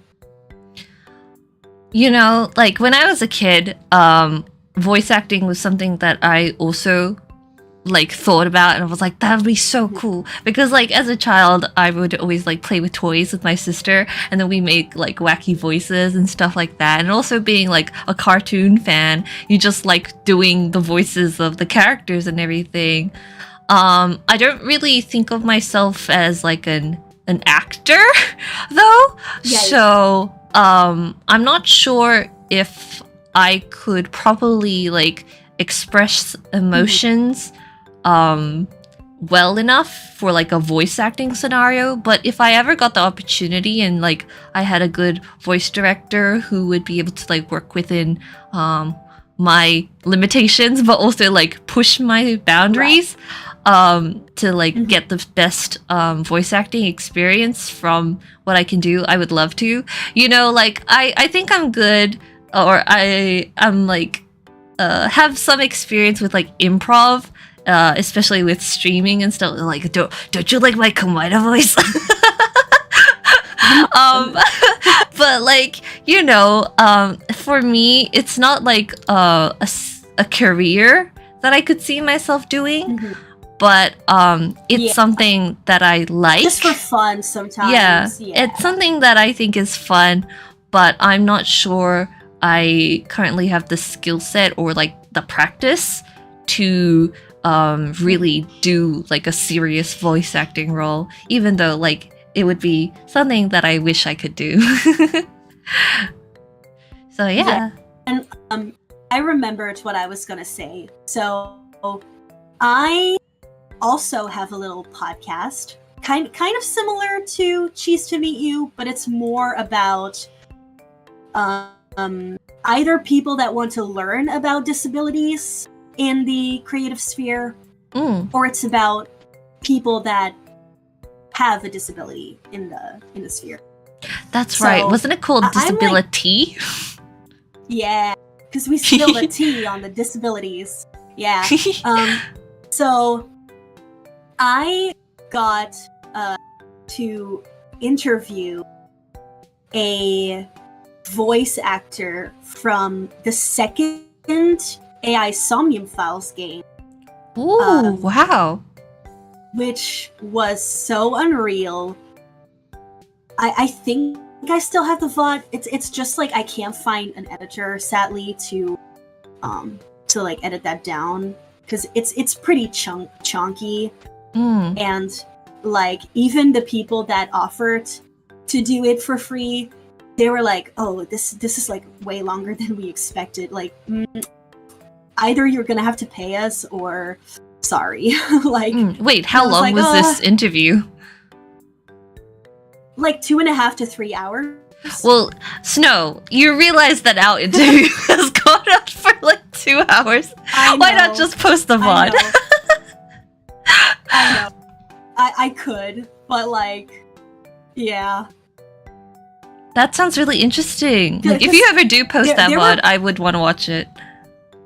It's like there were like parts where he specifically requested me to cut it out in the final thing. I see. I'm like, I'm not an editor though, so I don't want to like post a VOD because I don't want to like overstep his boundaries. So yeah. I see. But Flo says hello. Flo, if you want to, I mean, I didn't want to like bother you about it, but if you want to, that would DM really about it later. We're still in the middle of our interview right now. Exactly. But yeah, I can definitely see you voice acting like I don't want to say like smaller roles, because you know I think you have a great voice for bigger roles as well, but I know that like to start off, smaller roles are always amazing to start off with. So yeah. But you know, like that was one thing. Like growing up, I didn't like the sound of my voice. You know, like you, and especially like in I guess a VTuber scene, a lot of cute girls have like very cute voices, and I'm like, ugh. And like my laugh is really loud as well, but like it's something that like through streaming and stuff I've gotten used to. I'm like pretty content with how I sound, and I like laughing, so I'm not gonna change that. But a lot of people always expect like if they haven't watched my streams and like they only know my Diana voice, they're like, oh my god, your voice is like a lot lower. Because I call my Diana voice like me when I am like high or something, or like me when I'm drunk, because it's like if I get really excited about something, my voice will immediately shift up a pitch, and that's Diana. So like, I see. I'm talking like more casually now, so it's like a bit more on the lower range.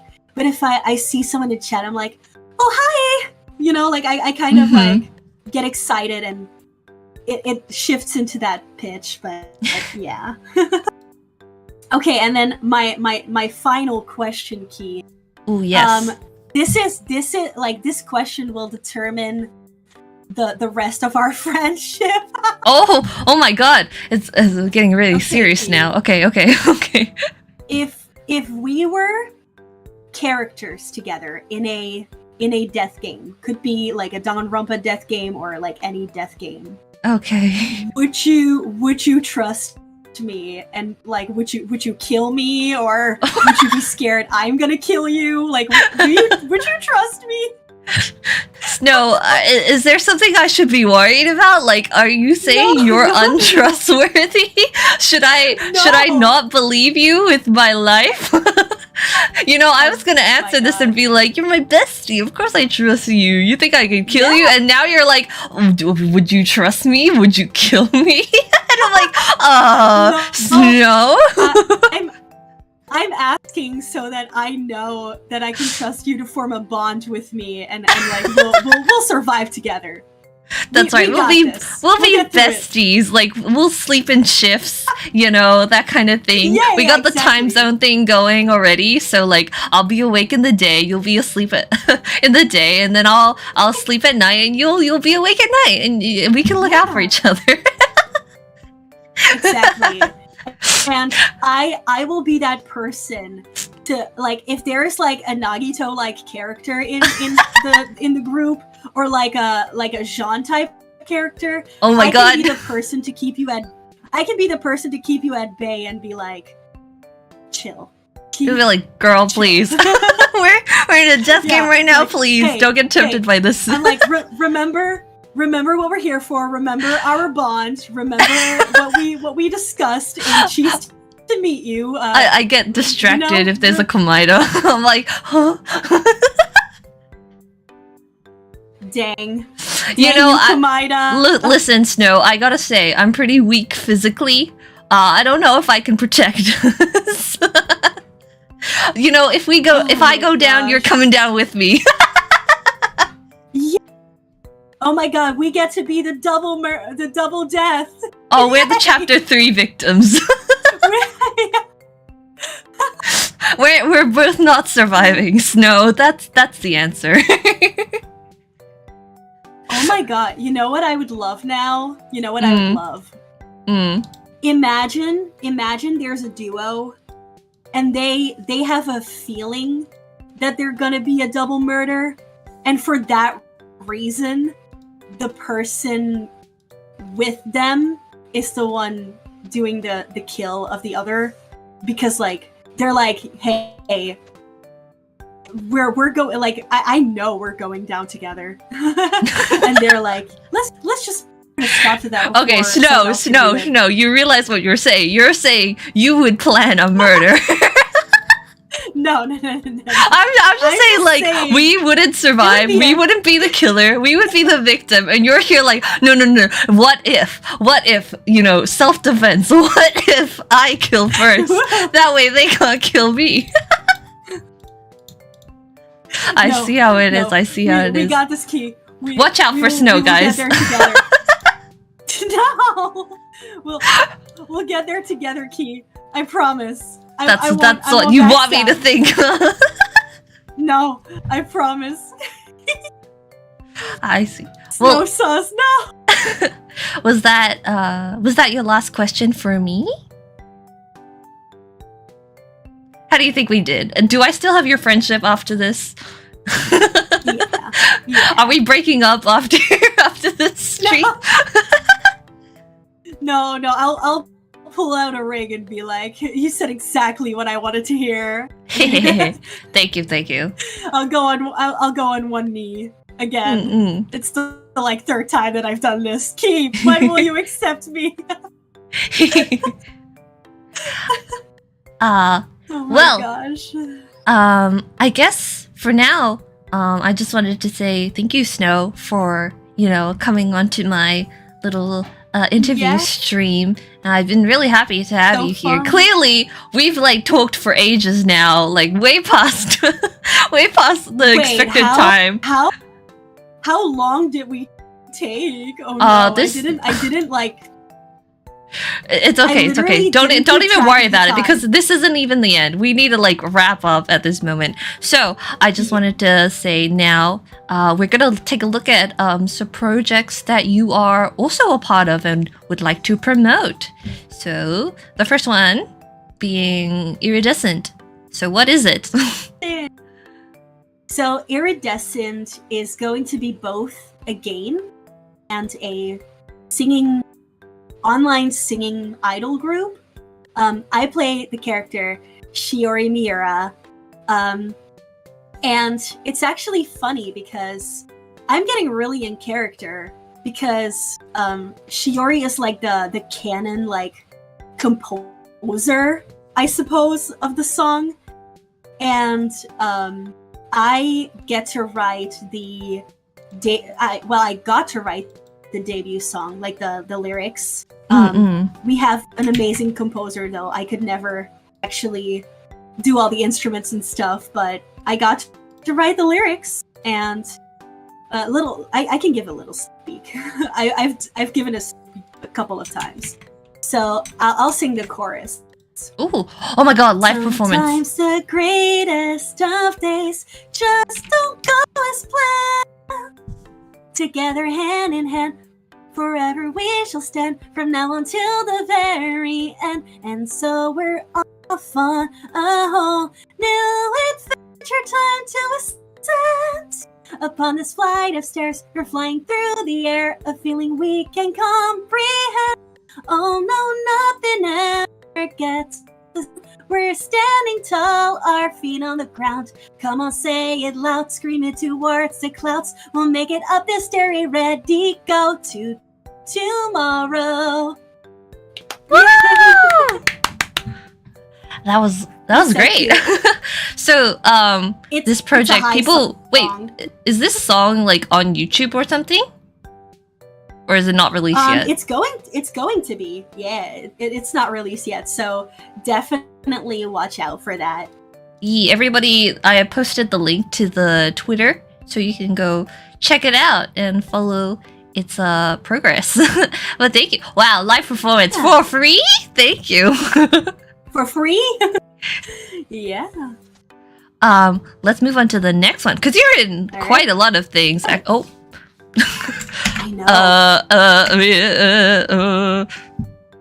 Oh. Well, okay, like I'm not in the song anyway. God damn it.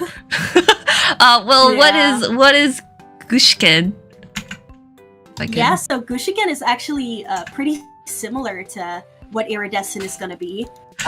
There's a composer who's going to make original songs for us, and we get to sing these original songs, and it's really cool. It's like Love Live inspired. It's really cool. Okay, you know what? I'm gonna post I don't have like as much to say about this one because I did only like recently get cast, and there are like a lot of units, and the units are debuting like one by one, and I think mine is going to be one of the later ones. So I gotta be patient, but I'm still really excited for it. Mm-hmm. And there's also the Discord server. If anyone wants to like type that in and join it. Yeah, there's a Discord server for both, for Iridescent and Gushiken. And the next one is another Danganronpa project. Yeah. So Fate's Return is the one I mentioned, where in chapter 1 I start taking over for the DA that left, and I find her character so interesting. I have no idea what happens to her. Like, I don't know her fate. Get it? Oh. You don't know her fate? Okay.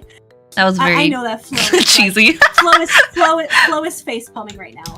But yeah, I really love this project, and Kranzi, the director, is such an amazing writer, and she's so sweet to all of us. And I just love being on this project and like live watching every episode release. Oh, so this is a video project rather than a game. Yeah. And I should get to record for this soon, actually, because life has been so hectic that I am like, I keep being like the last one to have to say my lines in, and I'm like, sorry, life just hates me right now. Well, I'm looking forward to it. I'll have to check it out. And the last thing that I wanted to, I think this is the last thing. Oh no, the second last thing that I wanted to bring up was something that you got like announced like very recently. Judgment. Judgment. So for Judgment, I got to sing the main menu. With singing, I mean vocalization. It's like the tune is like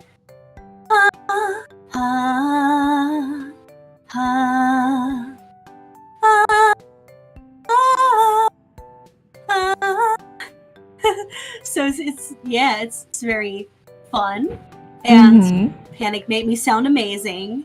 I don't know if you have Panic's other project as on this, but Judgment is not the first game from Panic that I got to work on. I didn't prepare that in advance. Yes, it's okay. But it's a horror game called Siren Head South Point, and Tarquin, the voice of Kai, is also in that. Kevin, the voice of Tozu, Hap, the voice of Ulysses, and I think that's it for that one that we are in, with like a couple of Eden's Garden VAs. Oh my god, my model is freaking out again. And then in Judgment, you have Dee, the voice of Jean, Sabrina, the voice of Cassidy, Brooke, the voice of Winona, Tarquin again, Kev again. Yeah, so many familiar faces. I don't know. I think that's so sweet that you guys are Dee's on like back. multiple projects together. Like, I don't know. I think that's so fun. You guys get to like keep each other together close.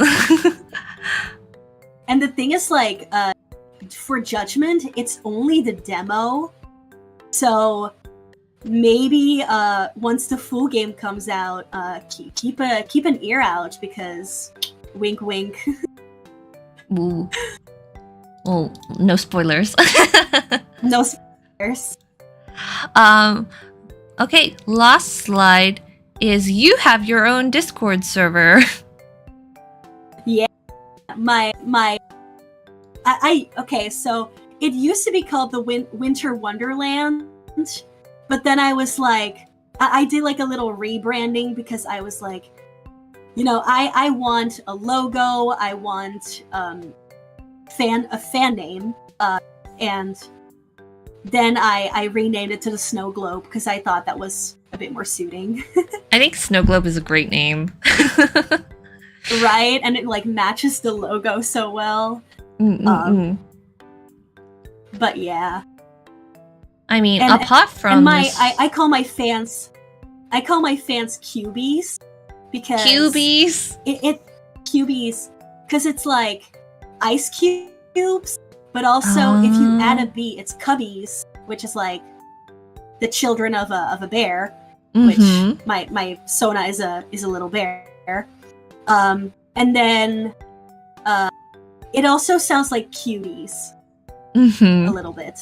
Cubies. So I mean, I'm also thinking of Madoka Magica. Oh yeah. So when people are subscribed, they get a role called a major cutie. A major it's like cutie. a major cutie. So yeah.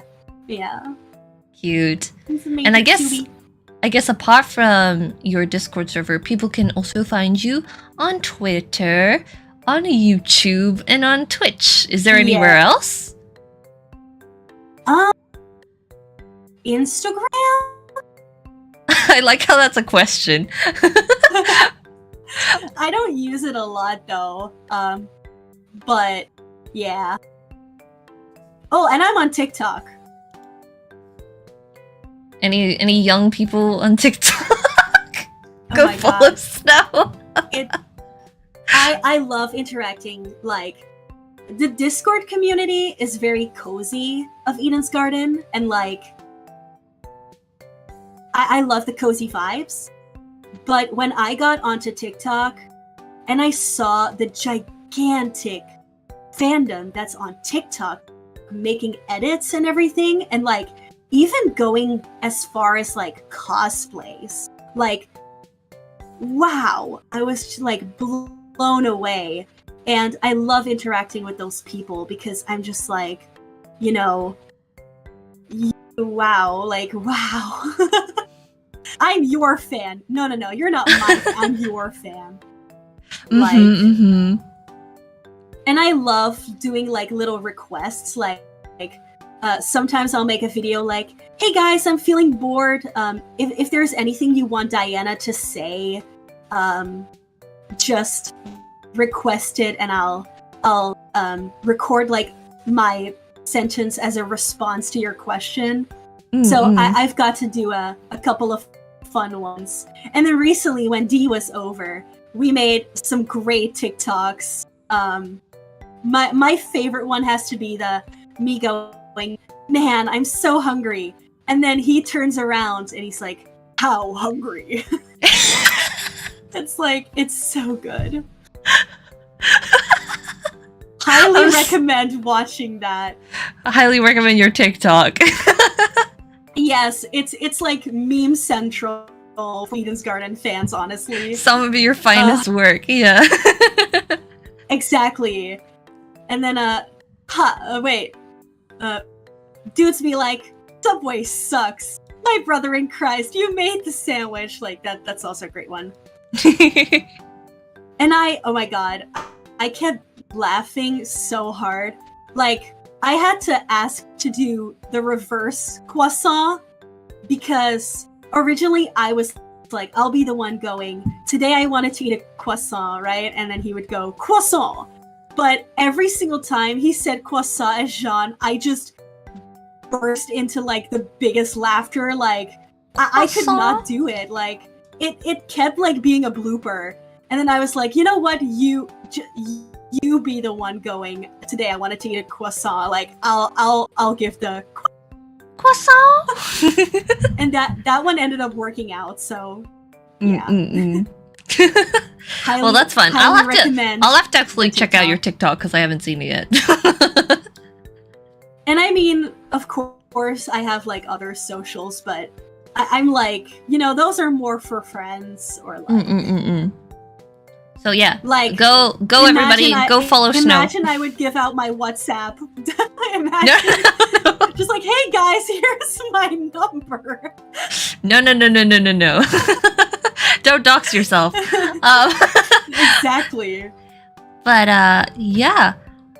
Before we say our goodbyes, because you know I've had a really lovely time chatting with you. You know, like we chat even outside of this, so I'm gonna chat with you again. But I hope that everyone watching had a good time, got to know you a little bit more, and you also had a good time. I have an expression for this one. Oh yes, I have an expression for this one.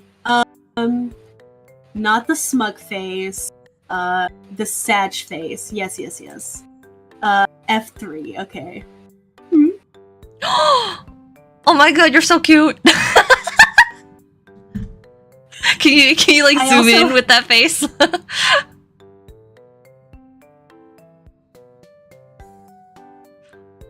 Oh, Sniff. oh, oh my god! Hold on. That's so cute. Sniff. I'm bald and sad. I'm bald and sad. This is what happens after you have an interview with me. You go bald and you cry. Yeah. I go bald and I'm sad. Speaking of people who go bald and sad when they come on my interview, I think it's time to reveal the next guest. Oh my god, I went bald when I saw who was next. Like, wow. So everybody, wow, spoilers! It's time to announce the next guest for the third interview of Cheese to Me Chuu. Can I get a drum roll, please? The next guest is Juby! Juby Phonic! Yeah, I'm so excited! So I am if jealous. you Invite me. What? You're already here! Co-host. Oh, as your please. co-host. You can be in the chat. You can be in the chat. Yeah, I'll be in the chat. But yeah, the third guest of March will be Juby Phonic, who I'm so very, very excited to be interviewing. My and yeah. jaw is on the floor. I can't believe that you're interviewing freaking Juby Phonic. Literally my teenage years, my childhood. Oh, yeah, like, so, you know, this podcast isn't just reserved for Danganronpa people. But yeah, I've known Juby also for a really long time.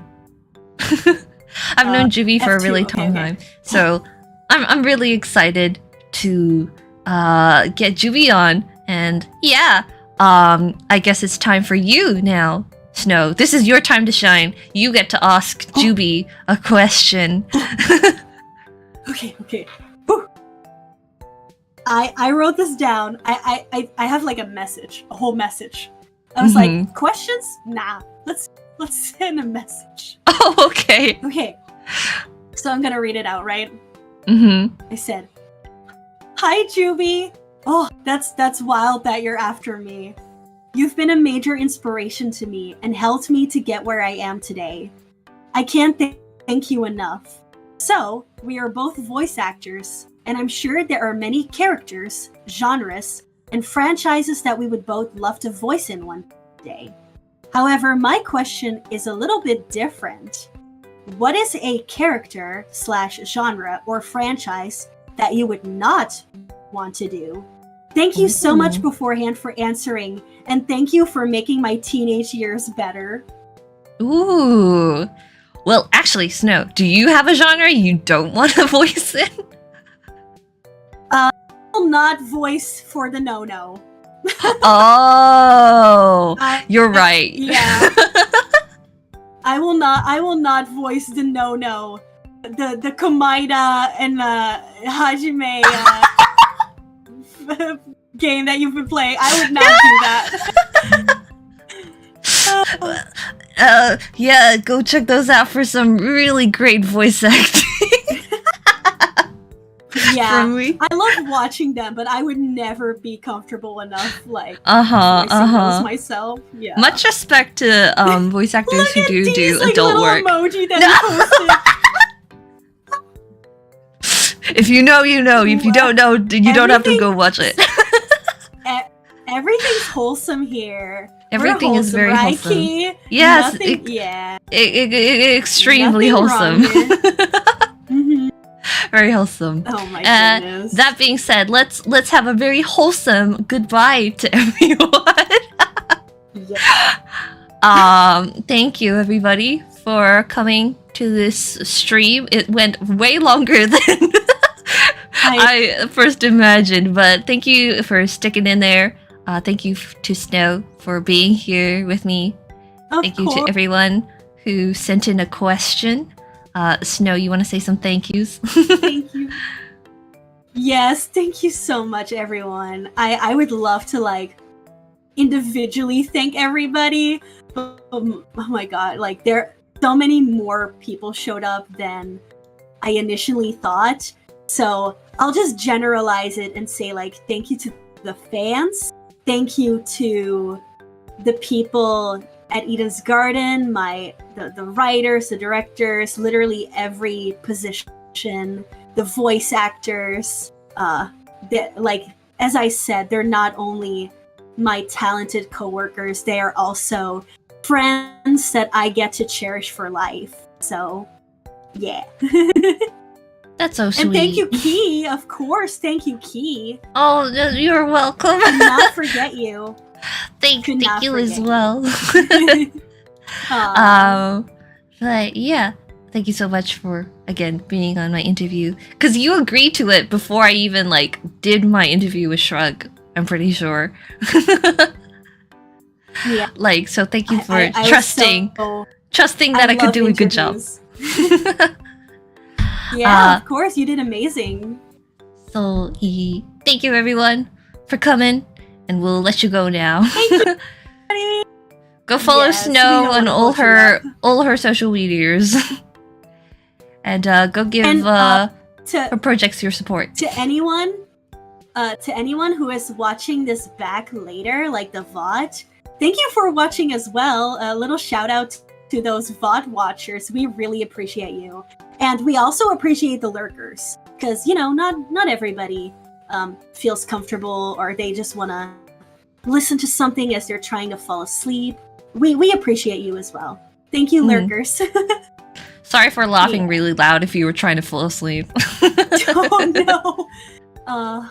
Yeah, we're a bit chaotic, but you know. Teehee. Teehee, bestie.